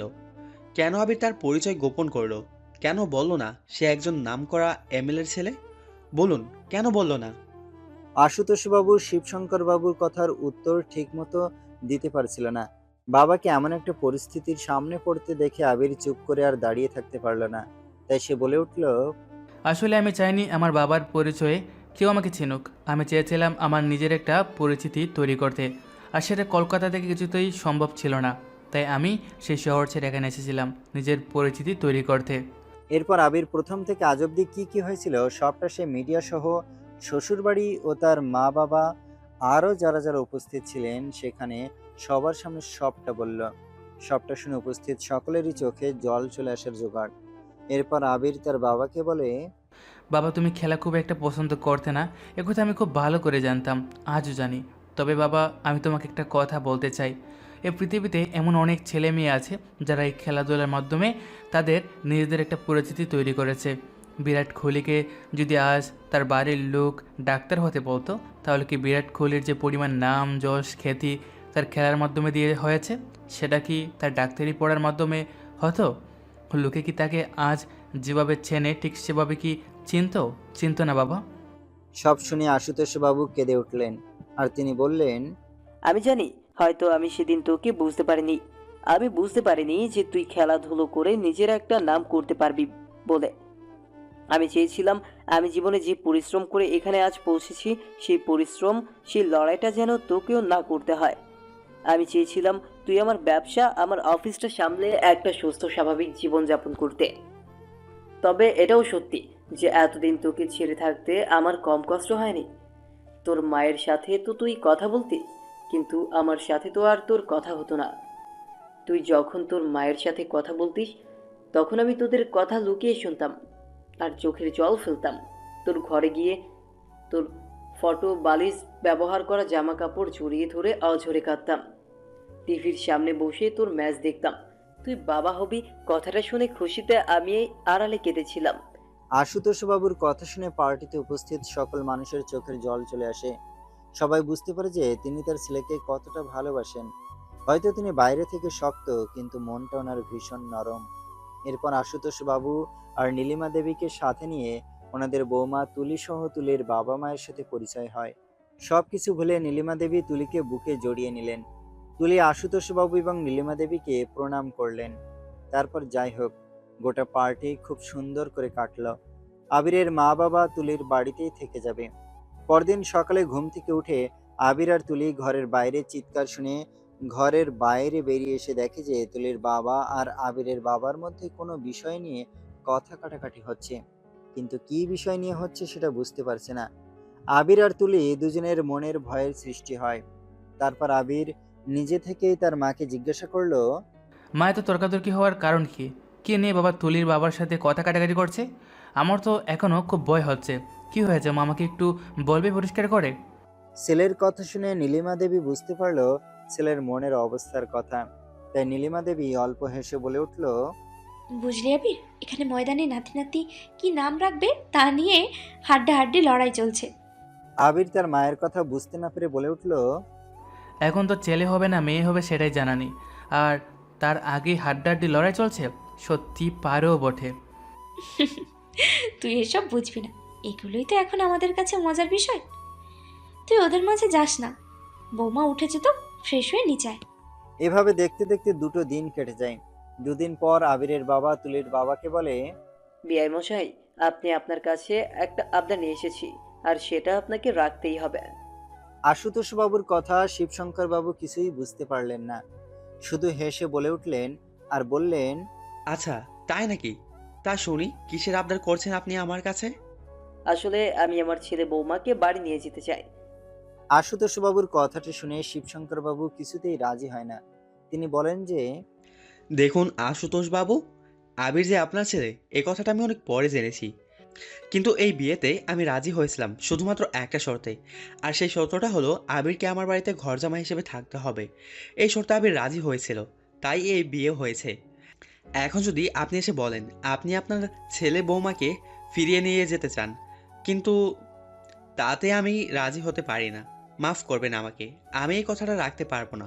এই বলে শিবশঙ্কর বাবু নিজের ঘরে চলে যান। তারপর আবিরের বাবা মা দুজনে মিলে প্রতিমা দেবীকে বোঝান, আর তারপর প্রতিমা দেবী শিবশঙ্কর বাবুর সাথে কথা বলেন। তাতে শিবশঙ্কর বাবু পুনরায় আশুতোষ বাবুর সাথে কথা বলতে রাজি হন। এরপর আশুতোষ বাবু আর নীলিমা দেবী দুজনে মিলে শিবশঙ্কর বাবুকে বলেন যে, আমরা কথা দিচ্ছি যে আপনার মেয়ের কোনো অযত্ন হতে দিব না। আপনাদের মেয়ের ভালো মন্দ খেয়াল রাখার প্রতিশ্রুতি দিচ্ছি। আমাদের বাড়িতে তুলে আমাদের নিজের মেয়ের মতোই থাকবে। সব শুনে শিবশঙ্কর বাবু একবার তার নিজের মেয়ে তুলির দিকে তাকালেন। তুলিকে দেখে তিনি বুঝতে পারলেন যে তুলিও চায় তার শ্বশুর বাড়িতে যেতে। সবাই তখন মুখ কালো করে ডাইনিং রুমে বসে রইল। তারপর শিবশঙ্কর বাবু কিছুক্ষণ চুপ করে থেকে বলে উঠলেন, ঠিক আছে, যখন সবাই এটাই চায় তখন এটাই হোক। শিবশঙ্করের কথা শুনে সবাই খুব খুশি হয়। তারপর উনি সবার মাঝে এসে নিজের মেয়ে তুলির হাত তার জামাইয়ের হাত ধরেন। এইসব সবাই খুব অবাক হয়ে দেখছে। তুলি তার বাবার এমন কাজ দেখে খুব অবাক হয় আর জিজ্ঞাসা করে, বাবা, তুমি এটা কি করছো? তখন শিবশঙ্কর বাবু আবিরকে বলে উঠল, যেদিন তুমি এই বাড়িতে এসে সবার সামনে তুলিকে ভালোবাসার কথা বলেছিলে, সেই দিন কিন্তু আমি তোমাকে জানতাম না তুমি কত বড় এমএলএর ছেলে। আমি তোমাকে একজন সাধারণ ছেলে হিসেবে আমার মেয়ের সাথে তোমার বিয়ে দিয়েছিলাম। সেই দিন আমি আমার মেয়ের চোখে তোমার জন্য ভালোবাসা দেখেছিলাম, তাই আমি আমার মেয়ের সুখের জন্য তোমার সাথে আমার মেয়ের বিয়ে দিয়েছিলাম। আমি সেদিন জানতাম তোমার অবস্থার কথা, তাই আমি বলেছিলাম তোমাকে আমার বাড়িতে ঘরজামাই হিসেবে থাকতে হবে। আমি আমার মেয়ের অযত্ন হতে দিতে চাইনি কোনোদিন। তুলিকে আমি খুব ছোট থেকে আদরে যত্নে অনেকটা ভালোবাসা দিয়ে মানুষ করেছি। আমি চাইবো আমার পরিবর্তে তুমি আমার মেয়েকে যত্নের খেয়াল রেখো। আমি জানি তুমি সেটা করবে, তবুও আমি তো বাবা, তাই আমি আজ এই কথাগুলো বললাম তোমায়। শিবশঙ্কর বাবুর কথা শুনে তুলির চোখে জল চলে আসে। তুলির চোখে জল দেখে শিবশঙ্কর বাবু বলে উঠলেন, বোকা মেয়ে, তুই কাঁদছিস কেন? বাবা, আমি তোমাকে খুব ভালোবাসি। তোমাদের সবাইকে আমি খুব মিস করব। তোমরা কিন্তু আমার সাথে দেখা করতে যাবে। এই কথা আবার বলতে হয়? আমি আমার মেয়েকে খুব ভালোবাসি, বেশি দিন না দেখে থাকতেই পারবো না। হয়তো দেখবি মাসের বেশি দিন আমি তোর বাড়িতেই থাকবো, তখন কিন্তু খুব অসুবিধা হয়ে যাবে। সামলাতে পারবি তো? শিবশঙ্কর বাবুর কথা শুনে আশুতোষ বাবু বলে উঠলেন, একদম, আপনাকে তো আসতেই হবে। আপনি না এলে নাতি নাতনিদের নাম নিয়ে ঝগড়া আমি কার সাথে করব? কথা দিচ্ছি, আপনি যখন আমার ওখানে আসতে পারবে না তখন আমরা চারজনে দলবল নিয়ে আপনার বাড়িতে চলে আসব। আশুতোষ বাবুর কথা শুনে তখন সেখানে উপস্থিত সবাই হেসে উঠলেন। তারপর তখন দুই পরিবারের মধ্যে খুশির রেশ বয়ে গেল। এবার উপস্থিত তুলির চলে যাওয়ার সময়। তুলির মন খারাপ, সাথে তার বাড়ির সবার মন খারাপ। তো মুখে হাসি ফুটিয়ে শিবশঙ্কর বাবু আর প্রতিমা দেবী নিজেদের মেয়ে তুলিকে বিদায় জানায়। তারপর সবাই আবিরের বাড়ি চলে আসে। আবিরের মা বরণ করে তুলিকে আর আবিরকে ঘরে তোলে। তারপর বিয়ের সব নিয়ম পালন করে নীলিমা দেবী। ভাত কাপড়ের অনুষ্ঠান হয়। তারপর আশুতোষ বাবু শহরের সব লোকজন নিমন্ত্রণ করে একটা পার্টির আয়োজন করে। সেখানে নামি দামি সব লোকজন আসে। সেখানে তুলির বাবা মা আসে, আর আসে প্রভাত, আবিরের কলেজের সকল বন্ধুরা। প্রভাত এসে আবিরকে তার ব্যবসার কথা বললে আবির জানায় যে দাদা, আমি ভাবছিলাম ওই অফিসের আরেকটা ব্রাঞ্চ ওপেন করব, যেটা আমি এখান থেকে দেখাশোনা করব, আর ওই দিকের ব্যবসাটা তুমি দেখবে। প্রথমে প্রভাত একটু আপত্তি করলেও পরে প্রভাত রাজি হয়ে যায়। এইভাবেই সেদিন ভালোভাবে অনুষ্ঠান পালন করার পর আবির তার রুমে আসে আর দেখে তুলি দেয়ালের দিকে তাকিয়ে দাঁড়িয়েছে। আবির এসে তুলিকে পিছনের দিক থেকে জড়িয়ে ধরে জিজ্ঞাসা করে, কি দেখছেন খেলোয়াড় সাহেবা? তোমার ছবি দেখছি। আমি ভাবছি তুমি কত বড় বাড়ির ছেলে, তা হওয়ার সত্ত্বেও এতদিন তুমি কত সাধারণভাবে থেকেছো। তোমাকে দেখে আমি কোনোদিন বুঝতেই পারিনি যে তুমি এত বড় ঘরের ছেলে। আচ্ছা, তাহলে কি আমার দুটো পাকা গজানো থাকলে তুমি সেগুলো দেখে বিশ্বাস করতে যে আমি আর কত বড় বাড়ির ছেলে? আবিরের ইয়ার্কি কথা শুনে তুলি কোমরে হাত দিয়ে গাল ফুলিয়ে দাঁড়িয়ে থাকে। আর তা দেখে আবির বলে উঠল, আচ্ছা আচ্ছা, ঠিক আছে, আর কথা বলবো না। আচ্ছা বলো, আমাদের ছেলে মেয়ে কী নাম ঠিক করলে তুমি? আগে সে বাইরে তো আসুক, তারপর না হয় নাম ঠিক করা যাবে। না না, এখনই নাম ঠিক করো, আমার কিন্তু মেয়ে লাগবে, এই আমি বলে দিলাম। এটা কি হাতের মোয়া নাকি যে যেটা চাইবে সেটাই পাবে? হুম, আমার মেয়ে লাগবে। এভাবেই 9 মাস পেরিয়ে যায় তুলির প্রেগনেন্সির। আবির তুলির অনেক যত্ন করেছে। তারপর একদিন হঠাৎ তুলির লেবার পেন ওঠে। তুলিকে হাসপাতালে নিয়ে যাওয়া হয়। সেখানে গিয়ে তুলির আর আবিরের একটা ফুটফুটে কন্যা সন্তান হয়। মেয়েকে কোলে নিয়ে আবির তুলিকে জিজ্ঞাসা করে, এবার বলো, মেয়ের নাম কি রাখবে? আবিরের মেয়ের নাম আবিরা। নামটা শুনে সবারই খুব ইচ্ছা হয়। তারপর আবির তুলিকে আর তার মেয়েকে কোলে নিয়ে বাড়িতে ফিরে আসে। খুব ধুমধাম করে তাদের মেয়ের নামকরণ অনুষ্ঠান হয়।